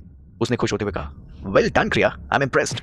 क्रिया उन चारों आदमियों को मारे जा रही थी और मिस बॉस प्राइवेट रूम के दूसरे कोने में क्रिया को उन चारों आदमियों को मारता हुआ देखकर हैरान हो रही थी। उन्हें इस बात की खबर तो थी कि क्रिया पुलिसगिरी की सेट पर स्टंट डबल का काम करती थी, लेकिन उन्होंने कभी भी क्रिया को इस तरह एक्शन करते हुए नहीं देखा था। और अब जब वो क्रिया को अपनी आंखों से उन चारों आदमियों को अपने पावरफुल और स्विफ्ट मूवमेंट के साथ उन्हें धूल चटाते हुए देख रही थी तो उन्हें भी थोड़ा सा डर लगने लगा। वो रूम ऑलरेडी पूरा तबाह हो गया था। उन चारों आदमियों को संभालने के बाद क्रिया कहीं जाकर रुकी। प्राइवेट रूम का पूरा फर्नीचर बर्बाद हो गया था, सिवाय उस टेबल के जहां विराट आराम से सो रहा था। चाहे क्रिया कितनी भी स्ट्रांग क्यों ना हो, आखिर में वो 4 हट्टे कट्टे आदमियों से लड़ रही थी। भले ही वो जीत गई थी, लेकिन उसे भी बहुत जगह चोट आई थी। वो अपने कंधे पर मसाज कर रही थी कि तभी डार्क सूट पहने हुए बॉडीगार्ड उस प्राइवेट रूम में दौड़ते हुए आए। मधुबाला, तुम ठीक तो हो ना? कमरे में घुसते ही मैगी और राघव ने क्रिया से एक साथ पूछा। राघव को वहां देखकर क्रिया ने गेस कर लिया था कि कार्तिक भी शायद आ ही रहा होगा। बिना कुछ सोचे समझे वो फर्श पर लेट गई और दर्द से कराहने लगी। पूजा क्रिया को यूं बिहेव करते हुए देखकर कंफ्यूज हो गई। वो उलझन में पड़ गई थी कि उसकी बॉस, जो अभी अभी इतनी पावरफुल और एनर्जेटिक दिखाई दे रही थी, आखिर उन्हें अचानक ऐसा क्या हो गया? उसकी बॉस अचानक से फर्श पर क्यों लेट गई और किसी हेल्पलेस लड़की की तरह क्यों बिहेव कर रही थी? अनसरप्राइजिंगली एक व्हीलचेयर दरवाजे के अंदर से आई। उस व्हीलचेयर पर बैठे हुए उस इंसान के चेहरे पर गुस्सा साफ नजर आ रहा था। उसकी तेज तर्रार नजरें रूम में मौजूद सारे लोगों को डरा रही थी। उसकी नजरें किसी तलवार की धार से कम नहीं थी। कार्तिक अपने व्हीलचेयर पर बैठे बैठे उस प्राइवेट रूम में हुए उस हंगामे के बाद उस अंजाम को साफ साफ देख पा रहा था। तभी उसकी नजरें जमीन पर पड़ी क्रिया पर गई। अचानक से उसके चेहरे के एक्सप्रेशन बदल गए और वो अपनी व्हीलचेयर को क्रिया के पास ले गया। कार्तिक ने परेशान होते हुए कहा, मधुबाला, मधुबाला, तुम ठीक हो ना? वो अपनी परेशानी और चिंता को छुपा नहीं पा रहा था। उसने अपने हाथों से क्रिया की कलाई को पकड़ा और उसे उठने में उसकी मदद करने लगा। और क्रिया भी अपने प्रिंस चार्मिंग के दिल को टेस्ट करने का इससे अच्छा मौका कहां छोड़ने वाली थी। उसने सिचुएशन का फायदा उठाते हुए अपने घुटनों को पकड़ा और रोते हुए कहने लगी, कार्तिक, क्या आप सच में यहाँ आ गए हो? आप कार्तिक ही हो ना? ये लोग मुझे परेशान कर रहे थे। इस वक्त क्रिया की आंखों से आंसू बहने लगे। कार्तिक ने अपने सामने जमीन पर दर्द से तड़प रहे उन आदमियों की ओर देखा और हैरान होते हुए बोला, क्या ये लोग थे वहां? क्रिया अपने चेहरे पर दुनिया भर के सारे सीरियस एक्सप्रेशन को लाते हुए कहने लगी, हाँ कार्तिक, अगर पूजा नहीं होती तो आज पता नहीं मेरा क्या होता। शायद मैं अपनी जान गंवा बैठती। पूजा हैरान होकर क्रिया की ओर देख रही थी। उसकी आंखें हैरानी से बड़ी हो गई और उसका मुंह आधा खुला रह गया। उसने क्रिया की ओर हैरानी से देखते हुए मन ही मन कहा, लेडी बॉस, आप ये क्या कर रही हैं? अपना क्रेडिट मुझे क्यों दे रही हैं? मैंने तो कुछ किया भी नहीं है। उल्टा मैं तो इन गुंडों से डर गई थी। आपने ही इन चारों लोगों को मजा चखा है। अगर कार्तिक सर को पता चल गया तो? कार्तिक परेशान होते हुए बोला, तुम्हें चोट तो नहीं लगी? तुम्हें दर्द तो नहीं हो रहा है? कार्तिक क्रिया की ओर देखते हुए पूछने लगा। क्रिया के उस मासूम से चेहरे से उन आंसुओं को बहते हुए देखकर कार्तिक को अपने दिल में एक अजीब सा दर्द महसूस हो रहा था। ऐसा दर्द जिसको वो बयां भी नहीं कर सकता था। उसे लग रहा था कि ये सब उसकी गलती है, क्योंकि वो समय पर नहीं आ पाया और जिस लड़की से वो सबसे ज्यादा प्यार करता है उसे वो बचा नहीं पाया, उसे वो प्रोटेक्ट नहीं कर पाया। मुझे यहाँ दर्द हो रहा है और यहाँ भी और यहाँ भी। क्रिया अपनी बॉडी के कई हिस्सों की ओर इशारा करते हुए दर्द में कहने लगी। असलियत में अगर उसे कोई चोट लगी होती तो वो कभी कार्तिक को बताती ही नहीं, क्योंकि वो कार्तिक के लिए और मुश्किलें खड़ी नहीं करना चाहती थी। वो जानती थी कि उसे दर्द में देखकर कार्तिक को जरूर तकलीफ महसूस होगी, लेकिन उसे ये कहां पता था कि कार्तिक को और भी ज्यादा तकलीफ महसूस हो रही थी। अब कार्तिक को ऐसा लग रहा था कि मानो किसी ने उसकी सबसे प्यारी चीज को तोड़ने की कोशिश की, उसे चोट पहुंचाने की कोशिश की है। किसी ने कार्तिक की सबसे प्यारी चीज को हाथ लगाने की कोशिश की थी। इस वजह से कार्तिक काफी गुस्से में था। उसकी आंखों से आग उगलती हुई नजर आ रही थी। उसने जल्दी से राघव को इन लोगों को अरेस्ट करवाने के लिए कहा। फिर उसने मिस बोस की ओर इशारा किया, जो अब तक चक्कर खाते हुए बैठ चुकी थी, और पूजा से पूछा, क्या यही है वो जिन्होंने तुम्हारे लिए इतनी मुसीबतें खड़ी की? पूजा अपने बॉस को देखकर काफी कॉन्फिडेंट और प्राउड महसूस कर रही थी, इसीलिए उसने जल्दी से कार्तिक को पूरी सिचुएशन समझा दी। वो कहने लगी, सर, हाँ, ये वही है। इन्होंने ही मधुबाला को थप्पड़ मारा, और सिर्फ थप्पड़ ही नहीं, इन्होंने मधुबाला के बारे में पता नहीं क्या कुछ कहा। इन्होंने मधुबाला की इंसल्ट करने के लिए उसे बहुत कुछ बुरा भला कहा। मधुबाला की हालत इन्हीं की वजह से हुई है। कार्तिक ने मिस बोस की ओर घूरते हुए देखा और कहा, ओह रियली, इनकी इतनी हिम्मत कैसे हुई? उस समय मैगी के टैबलेट में कंप्यूटर सॉफ्टवेयर इंस्टॉल था, जिससे मैगी कार्तिक को मिस बोस के बैकग्राउंड के बारे में सारी इन्फॉर्मेशन बताते हुए बोली, विराट मल्होत्रा की मैनेजर त्रिशा बोस 5 साल से मैनेजर का काम कर रही है। इनके पेरेंट्स भी वर्किंग क्लास में काम करते हैं। इनके 80 साल के दादाजी हैं और एक छोटा भाई है जो मिडिल स्कूल में पढ़ता है। इनका एक बॉयफ्रेंड है जो मोशन एंटरटेनमेंट कंपनी में कैमरामैन है। कार्तिक की तेज नजरें सीधी मिस बोस पर जाकर रुकी और वो कहने लगा, त्रिशा बोस, तो कहिए कि मैं आपको कैसे सजा दूं, कैसे आपके किए के लिए आपको पनिश करूं? उस पल तक मिस बोस को महसूस हो रहा था कि वो सच में अब किसी नर्क में आ गई है। कार्तिक को देखकर उनके पैर कांप रहे थे। वो वहां से भाग भी नहीं सकती थी। कार्तिक मित्तल, वो कार्तिक मित्तल था जिसके नाम से पूरी एंटरटेनमेंट इंडस्ट्री कांपती थी, जो कभी भी एंटरटेनमेंट इंडस्ट्री में हो रहे गलत कामों को सहन नहीं करता था। केके प्रोडक्शन कंपनी के आयरन सीईओ, जो पूरी एंटरटेनमेंट इंडस्ट्री पर राज करता था, जिसके हाथों में कई लोगों की जिंदगी और मौत रहती है, वो भी मधुबाला को सपोर्ट कर रहा था। मिस बोस को कुछ समझ नहीं आ रहा था कि एंटरटेनमेंट इंडस्ट्री का बादशाह, जिसका बैकग्राउंड अभी तक कोई नहीं पता लगा पाया था, वो इंसान एक छोटी सी एक्ट्रेस को सपोर्ट क्यों कर रहा था? क्या करेगा कार्तिक मिस बोस के साथ अब, और क्या होगा जब विराट को पता चलेगा इस बारे में? मिस्टर बोस कार्तिक की बात सुनकर बहुत घबरा गई। जैसे ही मिस त्रिशा बोस कार्तिक के रूल्स के अगेंस्ट जाने वाले लोगों के हाल के बारे में, फैलाई गई अफवाहों के बारे में सोचने लगी, उसकी पूरी बॉडी अचानक से कांपने लगी। अगर कार्तिक ने क्रिया के लिए उनकी पूरी फैमिली और उनके बॉयफ्रेंड पर अपना गुस्सा निकालने का मन बना लिया तो उसका अंजाम कोई सोच भी नहीं सकता था। मिस बॉस को फाइनली समझ में आने लगा कि उसने एक ऐसे इंसान को नाराज कर दिया है जिसे उसे नाराज नहीं करना चाहिए था, और वो अपनी चॉइस पर रिग्रेट करने लगी। इससे पहले कि कार्तिक अपनी बात कंटिन्यू रख पाता, मिस बोस अपने घुटनों पर बैठकर कार्तिक से भीख मांगते हुए कहने लगी, मिस्टर मित्तल, प्लीज प्लीज मुझे जाने दीजिए। मैं बेवकूफ हूँ जो मैं मधुबाला के खींच गई। प्लीज मुझे जाने दीजिए, आई एम रियली सॉरी। अभी कुछ देर पहले जो मिस बोस अपने ऊपर इतना घमंड कर रही थी, क्रिया को नीचा दिखाने में कोई कसर नहीं छोड़ रही थी। अब वो किसी नौकर की तरह कार्तिक के सामने भीख मांग रही थी। कार्तिक अपनी व्हीलचेयर पर बैठे बैठे उसकी ओर देखने लगा और उससे पूछने लगा, तुमने मधुबाला को कितनी बार थप्पड़ मारा? एक। मिस बॉस ने अपनी उंगलियों से इशारा करते हुए कार्तिक के सवाल का जवाब दिया। कार्तिक ने बिना एक्सप्रेशन के कहा, बहुत अच्छे, तुम उसे 10 बार थप्पड़ मारो। कार्तिक ने अपने पास खड़े बॉडीगार्ड से मिस बोस को थप्पड़ मारने के लिए कहा। कार्तिक के बॉडीगार्ड में से एक बॉडीगार्ड सामने आया और उसने लगातार मिस बोस के गाल पर 10 थप्पड़ मारे। मिस बोस के गाल वो 10 थप्पड़ खाकर खून की तरह लाल हो गए थे और उसे अपनी पूरी दुनिया घूमती हुई दिखाई दे रही थी। कार्तिक ने मिस बोस से बिना किसी एक्सप्रेशन के पूछा, तुम्हें दर्द हो रहा है? मिस बोस ने अपना सिर नामे हिला दिया, इस उम्मीद में कि कार्तिक अब उसे जाने देगा। इसका मतलब है कि ये थप्पड़ तुम्हें जोर से नहीं पड़े थे, फिर से इसे 10 और मारो। कार्तिक ने यह बात अपने बॉडीगार्ड को ऑर्डर देते हुए कही। कार्तिक की आंखों में गुस्सा साफ नजर आ रहा था और उसका चार्मिंग लुक कहीं खो सा गया था। उस प्राइवेट रूम में और 10 थप्पड़ों की आवाज गूंजने लगी और मिस बोस का खूबसूरत चेहरा उन थप्पड़ों की वजह से सूज चुका था। कार्तिक ने फिर गुस्से से पूछा, तो अब क्या तुम्हें दर्द हो रहा है? नहीं, मिस बोस ने अपना सिर नामे हिलाते हुए कहा। उसके गाल से अब खून भी बहने लगा था। उसने अपने दर्द को छुपाने की पूरी कोशिश की थी। क्रिया ये सब देखकर अपनी हंसी को रोकने की बहुत कोशिश कर रही थी, जैसे करनी वैसी भरनी। क्रिया मन ही मन में सोचने लगी, आई थिंक मिस बोस अब अच्छे से बात समझ में आ गई होगी। और ये कार्तिक क्या करने की कोशिश कर रहे हैं? वो मिस बोस को हेल का एक्सपीरियंस दे रहे हैं, लेकिन उन्हें चिल्लाने का मौका भी नहीं दे रहे। वो 20 थप्पड़ 20 बार फांसी लगाने के बराबर थे। कार्तिक ने सीरियस होते हुए मिस बोस से कहा, तुम्हें डरने की कोई जरूरत नहीं है, मैं बुरा इंसान नहीं हूं, लेकिन तुमने गलती की है तो तुम्हें खामियाजा तो भुगतना पड़ेगा। तुम्हें अपने मैनेजर की पोस्ट को छोड़कर हमेशा हमेशा के लिए मुंबई छोड़कर जाना होगा और तुम यहां वापस कभी नहीं आ सकती हो। कार्तिक की बातों को सुनकर ऐसा लग रहा था कि मानो डेविल खुद उसके अंदर से बात कर रहा हो। उसके मुंह से निकला हुआ एक सेंटेंस किसी को हमेशा के लिए बर्खास्त और उसकी जिंदगी बर्बाद करने के लिए काफी था। और उसका कहना है कि वो बुरा नहीं है। प्रिया अपने सामने उस व्हील चेयर पर बैठे इंसान की ओर देख रही थी जो हमेशा आलसी नजर आया करता था। तो कार्तिक ऐसे दिखाई देते हैं जब वो सीरियस होते हैं, लेकिन कोई बात नहीं, इस लुक में भी वो काफी हैंडसम दिखाई दे रहे हैं। मिस बोस अच्छे से जानती थी कि कार्तिक ने उसकी ओर दया दिखा दी थी। कम से कम कार्तिक ने उसकी जान तो नहीं मांगी थी। मिस बोस ने तुरंत कार्तिक से हाथ जोड़कर कहा, थैंक यू सो मच, मैं कल ही मुंबई छोड़कर चली जाऊंगी और फिर कभी वापस नहीं आऊंगी। मिस बोस की बातें सुनकर कार्तिक ने अपने माथे पर एक हाथ रखते हुए कहा, और आज जो कुछ भी हुआ इसके बारे में एक शब्द भी बाहर नहीं जाना चाहिए, वरना। कार्तिक अच्छे से जानता था कि अगर ये बात बाहर गई तो क्रिया के लिए और भी मुसीबतें खड़ी हो सकती हैं। क्रिया पर पहले से ही इतने सारे स्कैंडल का प्रेशर है, वो उस पर अब और मुसीबतें नहीं आने दे सकता था। कार्तिक की आवाज काफी सॉफ्ट थी, जैसे कि हवा किसी पंख को उड़ा के ले जा रही हो, लेकिन उसकी बातों में धमकी साफ नजर आ रही थी और थोड़ा डोमिनेटिंग नेचर भी। उसने मिस बोस को वार्न किया और कहा कि अगर उसने आज जो कुछ भी हुआ इसके बारे में एक भी शब्द बोलने की कोशिश की तो अगली बार सिर्फ थप्पड़ से काम नहीं चलेगा। मिस बोस का चेहरा पूरी तरीके से मुरझा चुका था और वो बार बार कार्तिक को एश्योरेंस देते हुए कह रही थी, नहीं नहीं नहीं, मैं अपना मुंह बंद रखूंगी और पूरी लाइफ में ये बात किसी के सामने नहीं कहूंगी। मिस्टर मित्तल, आप फिक्र मत कीजिए, मुझे किसी अंधे और गूंगे इंसान की तरह समझ लीजिए जिसने ना कुछ देखा ना ही कुछ सुना। कार्तिक ने सीरियस फेस के साथ कहा, अच्छा तो फिर दफा हो जाओ यहां से। कार्तिक ने दरवाजे की ओर इशारा करते हुए कहा, जैसे कि मिस बोस को कोई मौत के मुंह से बचा कर लाया हो। ये बात समझते हुए मिस बोस जल्दी से वहां से चली गई, अपने गुंडों और विराट को वहीं छोड़ते हुए। उसके चले जाने के बाद पूजा ने क्रिया के हाथ पकड़कर उसे उठाने की कोशिश की और परेशान होते हुए उसके चोट को चेक करने लगी। मधुबाला, कहीं तुम्हें चोट तो नहीं आई है? तुम ठीक तो हो ना? क्रिया ने नाटक जारी रखते हुए कहा, नहीं, मुझे कोई एक्सटर्नल चोट तो नहीं आई है, लेकिन शायद ऐसा हो सकता है कि मुझे इंटरनल इंजरी हो गई हो। वो ये कहना चाहती थी कि वो बिल्कुल ठीक है, लेकिन उसने अपना मन बदल लिया था। वो जमीन पर ही बड़े बड़े नाटक करने लगी। बहुत दर्द हो रहा है, उसे बहुत चोट आई हुई है। अगर वो अचानक से ये कह देती कि वो बिल्कुल ठीक है तो शायद कार्तिक उसे गलत समझ लेता। पूजा अचानक से अपने बॉस को बड़ा चढ़ाकर कहने लगी, ओह नो, इंटरनल इंजरी, ये तो बहुत सीरियस लगता है, अब हम क्या करें? कहीं मधुबाला मैम को कुछ सीरियस हो गया तो? कार्तिक ने पीछे पलट कर देखा। उसने अपनी व्हीलचेयर भी पीछे घुमाई और क्रिया से कहने लगा, मधुबाला फॉलो मी। उसका दिल दर्द में तड़प उठा। वो क्रिया पर एक छोटी सी खरोच भी नहीं सहन कर सकता था। वो उसे जल्द से जल्द हॉस्पिटल लेकर जाकर उसका चेकअप करवाना चाहता था। क्रिया कार्तिक को फॉलो करने लगी, लेकिन उसी वक्त उसने पलटकर विराट की ओर देखा जो नशे में पूरी तरह धुत था। क्रिया ने चिंता करते हुए कहा, लेकिन हम विराट का क्या करें? पूजा अपने बॉस की मदद करने से पीछे नहीं हटी। उसने तुरंत कहा, तुम चिंता मत करो मधुबाला, मैं और राघव इस बात का ख्याल रखेंगे।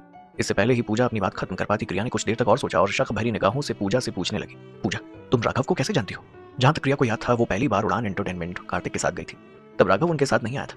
तो जहां तक क्रिया को पता था राघव और पूजा एक दूसरे से पहले कभी मिले ही नहीं थे। तो वो राघव का नाम कैसे जानती थी, उसके इतने करीब कैसे दिखाई देती थी? पूजा को जल्दी से समझ में आ गया कि उसने कुछ ज्यादा ही बोल दिया था और उसने जल्दी ही अपनी गलती को सुधारते हुए हंसकर कहा, ओह हाँ, हम सिर्फ एक दूसरे को जानते ही नहीं है बल्कि एक दूसरे के काफी करीब भी हैं। क्रिया को यकीन दिलाने के लिए वो राघव के बहुत करीब है। पूजा ने राघव के कंधों को पकड़ लिया और उसके कंधों पर अपना सिर रखकर मुस्कुराते हुए कहने लगी, राघव मेरे बॉयफ्रेंड है। राघव कंफ्यूज होते हुए पूजा की ओर देख रहा था, कौन सा बॉयफ्रेंड? पूजा तुम और मैं सिर्फ अच्छे कलीग हैं। तुम क्या बोले जा रही हो? राघव के चेहरे के एक्सप्रेशन पूरी तरह से बदल चुके थे। जब वो पूजा को अपने कंधों पर यूं सहारा लेते हुए देख रहा था, वो पूजा को जल्द से जल्द अपने आप से दूर करना चाहता था, लेकिन उसी क्रिया की वजह से उस नाटक में शामिल होना पड़ा। एक अच्छे कपल की तरह नजर आते हुए क्रिया ने उनकी कहानी पर भरोसा कर लिया। वो मुस्कुराते हुए उनसे कहने लगी, तो फिर ठीक है, मैं विराट को आप दोनों के भरोसे छोड़कर जा रही हूँ। उसके बाद क्रिया और कार्तिक वहां से चले गए। राघव ने जल्दी से पूजा को अपने आप से दूर किया और उसे वार्निंग देते हुए कहने लगा, पूजा जरा सोच समझ कर बात किया करो। तुम जानती भी हो कि तुम्हारी बातों का क्या मतलब निकाला जा सकता है और इसकी वजह से क्या कुछ हो सकता है। पूजा भी जल्दी से राघव से दूर होते हुए कहने लगी, मिस्टर राघव, मतवाला मैम को शक ना हो इसीलिए मैंने ये सब कहा। राघव, आप तो जानते हैं ना, मैंने ऑलमोस्ट हमारी पोल खोल दी थी। मुझे इससे अच्छा और कोई बहाना नजर नहीं आ रहा था, इसीलिए मैंने ये सब कह दिया। राघव पूजा की हुई हरकत से बहुत ज्यादा चिढ़ा हुआ था। उसने चिढ़ते हुए कहा, इसका मतलब ये बिल्कुल भी नहीं है कि तुम ऐसे ही अफवाह फैला दो कि मैं तुम्हारा बॉयफ्रेंड हूँ। तुम उन्हें कोई दूसरा बहाना भी तो दे सकती थी। उसे ऐसा लग रहा था कि मानो उसने उसकी पूरी इज्जत मिट्टी में मिला दी हो। राघव की बात सुनकर पूजा ने हंसते हुए कहा, तो इसका मतलब है कि मुझे उन्हें कहना चाहिए था कि मैं आपकी गर्लफ्रेंड हूँ। राघव ने गुस्सा करते हुए कहा, दफा हो जाओ तुम यहाँ से। राघव उसकी वजह से अपने खून को उबलता हुआ महसूस कर रहा था। पूजा राघव के चेहरे पर आ रहे ऑकवर्ड एक्सप्रेशंस को देखकर अपनी हंसी रोक नहीं पाई। उसे राघव के लिए कोई स्पेशल फीलिंग नहीं थी, लेकिन वो सिर्फ उसे चिढ़ाना चाहती थी, क्योंकि वो हमेशा अपने उसी सीरियस लुक में नजर आता था। पूजा थोड़ा नाराज होते हुए राघव से बोली, हे, क्या आप एक लड़की से अच्छे से पेश भी नहीं आ सकते हो? ऐसे में तो मुझ जैसी लड़की आप जैसे खड़ूस आदमी को कैसे पसंद करेगी? पूजा की बात सुनकर राघव ने मुंह बनाते हुए कहा, उसकी जरूरत नहीं है, क्योंकि मुझे तुम एक लड़की से ज्यादा एक आदमी की तरह नजर आती हो। राघव ने पूजा से कहा और वो दरवाजे से बाहर चला गया। राघव की बात सुनकर पूजा ने चिढ़ते हुए कहा, इसलिए आज तक तुम्हारे बैठे हो खड़ूस कहीं का। कार्तिक और क्रिया कार्तिक की कार में जाकर बैठ गए। क्रिया पलटकर अपने सामने बैठे उस इंसान की ओर देखने लगी। फिर कहीं जाकर उसने नोटिस किया कि कार्तिक सिंपल घर के कपड़े पहने हुए आया था और उसने अभी भी अपनी स्लीपर्स पहने रखी थी।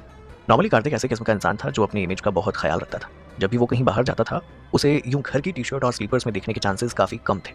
इस बात का यही सिर्फ एक्सप्लेनेशन हो सकता था कि वो इतनी जल्दी में क्रिया को बचाने के लिए आया था कि उसे चेंज करने का वक्त नहीं मिल पाया। क्रिया इस पॉसिबिलिटी को सोचते हुए मन ही मन मुस्कुराने लगी। क्रिया ने कार्तिक से पूछा, कार्तिक, आप फाउंटेन रेस्टोरेंट में क्या कर रहे थे? क्रिया अपनी एक्साइटमेंट को छुपाकर सीरियस होते हुए पूछने लगी। कार्तिक जवाब देने से पहले कुछ सेकंड रुका और फिर कहने लगा, मैं एक क्लाइंट से मिलने आया था। उसने अपनी बात खत्म करने से पहले अपनी नाक पर हाथ लगाया, जैसा कि वो हमेशा करता था जब भी वो झूठ बोलता था। क्रिया ने कार्तिक से कहा, एक क्लाइंट? ऐसा कौन सा कस्टमर है आपका कार्तिक? क्या वो भी आपसे यूं पजामा और स्लीपर्स में मिलने आते हैं? इसका मतलब आप स्लीपर्स पहनते हैं जब आप उस अपने स्पेशल कस्टमर से मिलते हैं? क्रिया ने कार्तिक के पैरों की ओर देखते हुए कहा। क्रिया का ऑब्जर्वेशन सुनकर कार्तिक ने भी अपनी नजरें बचाते हुए कहा, हाँ क्यों नहीं, मुझे इसमें कंफर्टेबल फील होता है। क्रिया कार्तिक का जवाब सुनकर ऑलमोस्ट हंस दी।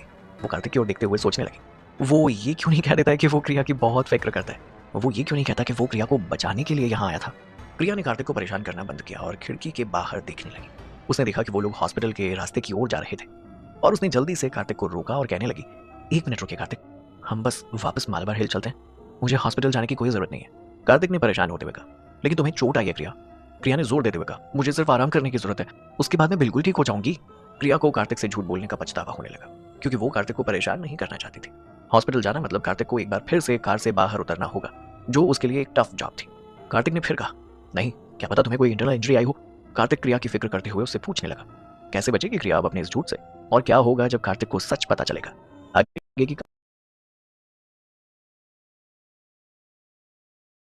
ये वीडियो जो नरेशन के साथ चल रहा था उसमें उस दिन हुए हादसे के बारे में अच्छे तरीके से सब कुछ समझाया गया था। हर ऑनलाइन यूजर ये क्लियरली देख पा रहा था कि विराट क्रिया की मदद करने के लिए उसे उठा रहा था और इस बात का बेकार में ही बतंगड़ बना दिया गया था। कई ऑनलाइन यूजर्स को यह समझ में आ गया था कि उन्होंने न्यू कमर मधुबाला को गलत समझ लिया था।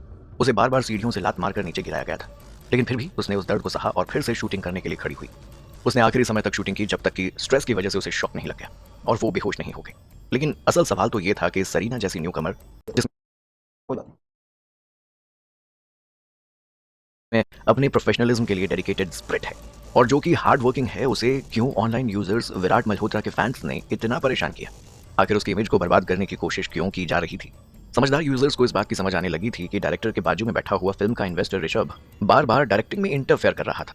उसका दिल नहीं मान रहा था उस सीन से और बार बार उस सीन को शूट करने के लिए अलग अलग बहाने दिए जा रहा था, जिसकी वजह से क्रिया को आखिर में बेहोश होना पड़ा। ऑनलाइन यूजर्स को विराट की लॉयल्टी साफ साफ दिखाई दे रही थी, ना कि एक न्यू कमर के लिए कोई public display of affection. Rishabh ने इस पूरे मामले को शुरू किया था। अगर उसने ये सब कुछ नहीं किया होता तो शायद इतना सब कुछ भी नहीं होता, क्योंकि उस वीडियो की वजह से उस दिन सेट पर जो कुछ भी हुआ था वो सबकी आंखों के सामने आ गया था। इस बात ने इंटरनेट पर एक नए टॉपिक के ऊपर डिस्कशन शुरू कर दिया था। डिवाइन एंटरटेनमेंट कंपनी के सीईओ ऋषभ आखिर डायरेक्टर को गाइडेंस देने के लिए क्यों पर्सनली सेट पर आ गए थे और उन्होंने क्यों एक मामूली सी न्यू कमर की लाइफ में मुश्किलें पैदा करने की कोशिश की थी? आखिर मधुबाला और उनमें ऐसी क्या बात हो गई थी और आखिर उस एक्टर के घायल हो जाने के बाद उन्होंने अपनी पूरी जिम्मेदारी को किसी और के कंधों पर कैसे डाल दिया? जैसे ही वो वीडियो रिलीज हुआ वो इंटरनेट पर ट्रेंड होने लगा। ऑनलाइन यूजर्स अब इस मामले पर और भी ज्यादा ध्यान दे रहे थे और तो और कुछ यूजर तो इस बात की सच्चाई जानकर काफी हैरान थे। वो रेडबॉक्स कंपनी के ऑफिशियल इंस्टाग्राम अकाउंट पर और ऋषभ के इंस्टाग्राम अकाउंट पर जाकर कमेंट भी करने लगे। जो यूजर्स बिना सच का पता लगाए क्रिया को इतना गलत समझ रहे थे, वो भी अब सच जानकर पछतावा महसूस कर रहे थे। उन्हें समझ में आ गया था कि क्रिया अपनी मेहनत से आगे बढ़ने की कोशिश कर रही थी और उस स्कैंडल में उसकी कोई गलती नहीं थी, बल्कि वो तो एक अच्छी एक्ट्रेस होने के नाते बार बार रीटेक देने के लिए उठ भी रही थी। ऑनलाइन यूजर्स जो पहले क्रिया के ऊपर गलत इल्जाम लगा रहे थे, अब उन्हें सब कुछ साफ साफ दिखाई देने लगा था। व्हाट द हेल, इस स्टोरी की दूसरी साइड भी है। ये सब देखकर तो लगता है कि हम इस पूरी सिचुएशन को गलत समझ रहे थे। मधुबाला तो यहाँ पर विक्टिम है, वो किसी चीज का फायदा नहीं उठा रही थी। आखिर ऋषभ मधुबाला की लाइफ इतनी मुश्किल क्यों बना रहा है? ये तो बहुत ज्यादा है। मधुबाला ने तो बहुत अच्छी एक्टिंग की थी। आखिर ऋषभ ने ऐसे कैसे कह दिया कि वो अच्छे से एक्टिंग नहीं कर रही है? अब तक हमसे सच छुपाकर क्यों रखा गया था? क्या ये कंपनी इस मूवी की पब्लिसिटी करने के लिए ये सब कुछ कर रही है? मैं तो अभी यही सोच रही हूँ कि मधुबाला के बारे में जितनी भी गॉसिप फैल रही थी, क्या वो सच भी है या नहीं? ऑनलाइन यूजर्स अपना ओपिनियन अब क्रिया के फेवर में देने लगे थे। विराट के भी फैंस जो क्रिया से नफरत करने लगे थे, उन्हें भी फाइनली समझ में आ गया था कि वो अब तक सब कुछ गलत करते हुए आ रहे थे। क्रिया के ऑफिशियल इंस्टाग्राम अकाउंट पर कई तादाद में लोग उससे माफी मांगने लगे। मधुबाला, मैं इस पूरी सिचुएशन को गलत समझने के लिए तुमसे माफी मांगना चाहती हूँ। हमने पूरी बात को जाने बगैर ही तुमसे पता नहीं क्या क्या कह दिया। I am really sorry. अब बस बहुत हुआ। मैं तो अब तुम्हारा फैन बन चुका हूँ। तुम्हारे प्रोफेशनल एथिक्स ने मुझे सच में बहुत इंप्रेस किया है। मैं तुम्हें जरूर सपोर्ट करूँ। तुम्हें तो पूरी दुनिया को तुम्हारे साथ किए गए गलत बर्ताव के बारे में बताना चाहिए। कोई भी किसी भी न्यूकमर के साथ ऐसे बर्ताव नहीं कर सकता। ये वीडियो केके प्रोडक्शन की कंपनी द्वारा पब्लिश नहीं किया गया था, बल्कि एक famous online news platform the midnight entertainment news द्वारा पब्लिश किया गया था। इस न्यूज प्लेटफॉर्म द्वारा पब्लिश की गई सारी न्यूज तीसरे इंसान के नजरिए का इस्तेमाल करके पब्लिश की जाती है। इनकी न्यूज स्टोरीज हमेशा सच होती है और लोग उन पर भरोसा भी करते हैं। ये सब देखकर ऐसा लग रहा था कि मानो किसी ने पूरे एंटरटेनमेंट बिजनेस पर न्यूक्लियर बॉम्ब फोड़ दिया हो। एंटरटेनमेंट इंडस्ट्री में हर एक इंसान इस हादसे के बारे में बात कर रहा था। 9 घंटे के अंदर ये वीडियो 10 मिलियन से ज्यादा लोगों ने देख लिया था और ऑनलाइन सबसे ज्यादा शेयर भी किया गया था। और उस वीडियो में मौजूद एक कैरेक्टर होने के नाते ऋषभ को भी इस वीडियो की पूरी जानकारी थी। कुछ कंपनियों ने उसे इस बात की इन्फॉर्मेशन दे दी थी। ये वीडियो देखकर ऋषभ की रातों रात नींद उड़ गई थी। ये कैसे हुआ? मुझे तो लगा था कि मैंने उस दिन सेट पर मौजूद हर एक इंसान को खरीद लिया था, पर लेकिन ये वीडियो बाहर कैसे आया? ऋषभ ने जल्दी से अपने स्टाफ के एक मेंबर को उस न्यूज प्लेटफॉर्म को कॉल करने के लिए कहा और उनसे ये कहने के लिए कहा कि वो लोग उससे रिलेटेड गलत न्यूज को हटा दें। लेकिन वो स्टाफ मेंबर ये बोलते हुए वापस आ गया कि ये वीडियो इंटरनेट पर सबसे ज्यादा सर्च किया गया था। कितना भी पैसा अब उनकी कोई मदद नहीं कर सकता था। ऋषभ ने गुस्सा होते हुए अपने सामने रखी एस्ट्रे को जमीन पर फेंक दिया। आखिर क्या हो रहा है ये सब? कौन है इन सब के पीछे? ऋषभ जानना चाहता था कि आखिर कौन उसके खिलाफ जा रहा था। कुछ सोचकर ऋषभ ने कहा, जरूर ये डायरेक्टर रहीम खान होगा। ऋषभ अपने ऑफिस में आगे पीछे चलते हुए चिल्लाकर कहने लगा। साक्षी सोफे पर बैठे हुए कुछ सोच रही थी। उसने ऋषभ से कहा, नहीं, ये रहीम खान नहीं हो सकता। वो कभी भी अपनी खुद की रेपुटेशन खराब करने की कोशिश नहीं करेगा। इस वीडियो को वायरल करके उन्हें कोई भी फायदा नहीं होगा। ऋषभ को विश्वास नहीं हो रहा था। उसने गुस्से से कहा, नहीं, मैं कह रहा हूं ना, ये रहीम खान का ही काम है। वो ही एक ऐसा इंसान है जो इस वीडियो तक पहुंच सकता है। उसने उस दिन मुझ पर चिल्लाया भी था। अगर तुमने मुझसे नहीं कहा होता कि मैं उसे वापस आने के लिए रिक्वेस्ट करूं, तो मैंने कभी उससे रिक्वेस्ट नहीं की होती। मैं उसके बदले एक नया डायरेक्टर हायर कर लेता। उसकी हिम्मत भी कैसे हुई मेरे साथ ये करने की? ऋषभ के लिए ये सोचना बिल्कुल नॉर्मल था कि रहीम खान ये सब कुछ कर रहा था, क्योंकि रहीम खान ने उस दिन सेट पर जो कुछ भी हुआ था उसके लिए स्टैंड लिया था। साक्षी ने कहा, मुझे भी यही लग रहा है कि ये डायरेक्टर रहीम खान का काम नहीं है। कहीं इसके पीछे क्रिया तो नहीं? साक्षी की बात सुनकर ऋषभ ने चिल्लाते हुए कहा, इम्पॉसिबल, ऐसा हो ही नहीं सकता। उसके पास ये सब कुछ करने के लिए कोई भी रिसोर्सेज नहीं है। ये तो जरूर उस रहीम खान का ही काम है। उसके अलावा और कोई हो ही नहीं सकता। ओह वाओ, मेरा नाम खराब करके अपनी मूवी को प्रमोट भी कर सकता है। क्या प्लान बनाया है उसने? ऋषभ गुस्से के मारे लाल हुए जा रहा था। उसे इस बात पर पूरा भरोसा था कि इन सब के पीछे डायरेक्टर रहीम खान का ही हाथ था। अब इस बारे में सोच रहा था कि रहीम खान से इस बात का बदला कैसे लिया जाए। वहीं दूसरी ओर साक्षी को लग रहा था कि वो लोग इस बात को काफी सिंपल तरीके से देख रहे हैं। कोई ऐसा इंसान जो इस सिचुएशन को पूरी तरीके से मैनिपुलेट कर दे और कुछ घंटों के अंदर पूरे पासे पलट दे, वो जरूर कोई पावरफुल और काबिल इंसान होगा। और अगर वो रहीम खान नहीं है तो फिर कौन हो सकता है? साक्षी के दिमाग में कार्तिक का चेहरा उभरने लगा। अचानक से साक्षी मन ही मन में बोली, कहीं ये कार्तिक तो नहीं? कहीं उसने इसी तरह तो क्रिया की मदद नहीं की थी जैसे कि उसने उसकी शूटिंग के दौरान मदद की साक्षी को बार बार थप्पड़ मारने में, ताकि उसे उससे ना गुजरना पड़े। और अगर इन सब के पीछे कार्तिक का हाथ हुआ तो ये उनके लिए अच्छी बात नहीं थी। इसका अंजाम बहुत बुरा हो सकता था। साक्षी ने अब डरते हुए कहा, ऋषभ, तुम्हें क्या लगता है इसके पीछे मिस्टर मित्तल का हाथ तो नहीं? कौन से मित्तल की बात कर रही हो तुम? ऋषभ को इस बात की कंफ्यूजन हो रही थी कि साक्षी कार्तिक की बात कर रही है या आदित्य की। साक्षी ने कहा, कार्तिक मित्तल और कौन? वो इन सब के पीछे कैसे हो सकते हैं? ऋषभ ने हैरान होते हुए कहा। ऋषभ को इस बात पर बहुत डाउट हो रहा था कि ये सब कुछ कार्तिक का किया धरा हो सकता है। उसने कभी भी कार्तिक पर शक नहीं किया था। आफ्टर ऑल कार्तिक हमेशा से उनका ख्याल रखते हुए आ रहा था। आज रेड बॉक्स कंपनी की जितनी भी तरक्की हुई थी वो कार्तिक की मदद से ही हुई थी। साक्षी ने गुस्से से कहा, भूलो मत, कार्तिक क्रिया को पसंद करता है। वो क्रिया के लिए ये क्यों नहीं करेगा? साक्षी की आंखों में जेलसी साफ नजर आ रही थी। वो क्रिया से इस बात के लिए बहुत नाराज थी कि कार्तिक मित्तल की फैमिली उसे फेवर कर रही थी। ऋषभ ने डाउट करते हुए कहा, ये पॉसिबल नहीं हो सकता। तुमने ही कहा था ना पहले कि जब देवांश अंकल ने क्रिया को कार्तिक के बेड पर भेजा था तो वो गुस्सा होकर वहां से चला गया था। यहाँ तक कि उन्होंने देवांश अंकल को डांटा भी और उन्हें डिमोट भी कर दिया। मुझे नहीं लगता कि अब क्रिया उन्हें पसंद भी होगी। आखिरकार 5 साल बीत चुके हैं, अब तक तो वो उसे भूल चुका होगा। ऋषभ को लग रहा था कि भले ही कार्तिक क्रिया को पसंद क्यों ना करता हो, क्रिया उसमें कभी इंटरेस्टेड नहीं होगी, क्योंकि वो व्हीलचेयर पर बैठा एक अपाहिज था। साक्षी ने परेशान होते हुए कहा, मुझे इसी बात की चिंता है, कहीं वो बदला लेने के लिए ही ना रुके हो। साक्षी को सबसे पहले कार्तिक पर ही शक था। उसके पेरेंट्स ने पहले कार्तिक को खुश नहीं किया और उल्टा सब कुछ गड़बड़ कर दी और उसे नाराज कर दिया। ऋषभ ने साफ मना करते हुए कहा, इम्पॉसिबल, इसके पीछे कार्तिक का हाथ नहीं हो सकता। ऋषभ इस पॉसिबिलिटी को बिल्कुल इनकार कर चुका था। वो कार्तिक को जानता था। वो उनमें से नहीं था जो किसी की पीठ के पीछे जाकर उनसे बदला ले। वो लोग अपने ऑफिस में अभी कार्तिक की बात कर ही रहे थे कि उन्हें भी केके प्रोडक्शन कंपनी की ओर से कॉल आया। फोन की दूसरी साइड से ऋषभ को पता चला कि मिस्टर मित्तल ऋषभ से मिलना चाहते थे। ऋषभ ने फोन पर पोलाइट होते हुए कहा, ऑलराइट, आप मेरा इंतजार कीजिए, मैं अभी केके एंटरटेनमेंट कंपनी आता हूँ। ऋषभ ने अपना ब्लेजर और अपनी कार की चाबी ली और वहां से चले गया। केके प्रोडक्शन कंपनी के बाहर बहुत सारे रिपोर्टर्स की भीड़ जमा हुई थी। ऋषभ ने जैसे ही बाहर कदम रखा वो रिपोर्टर्स से घिर चुका था।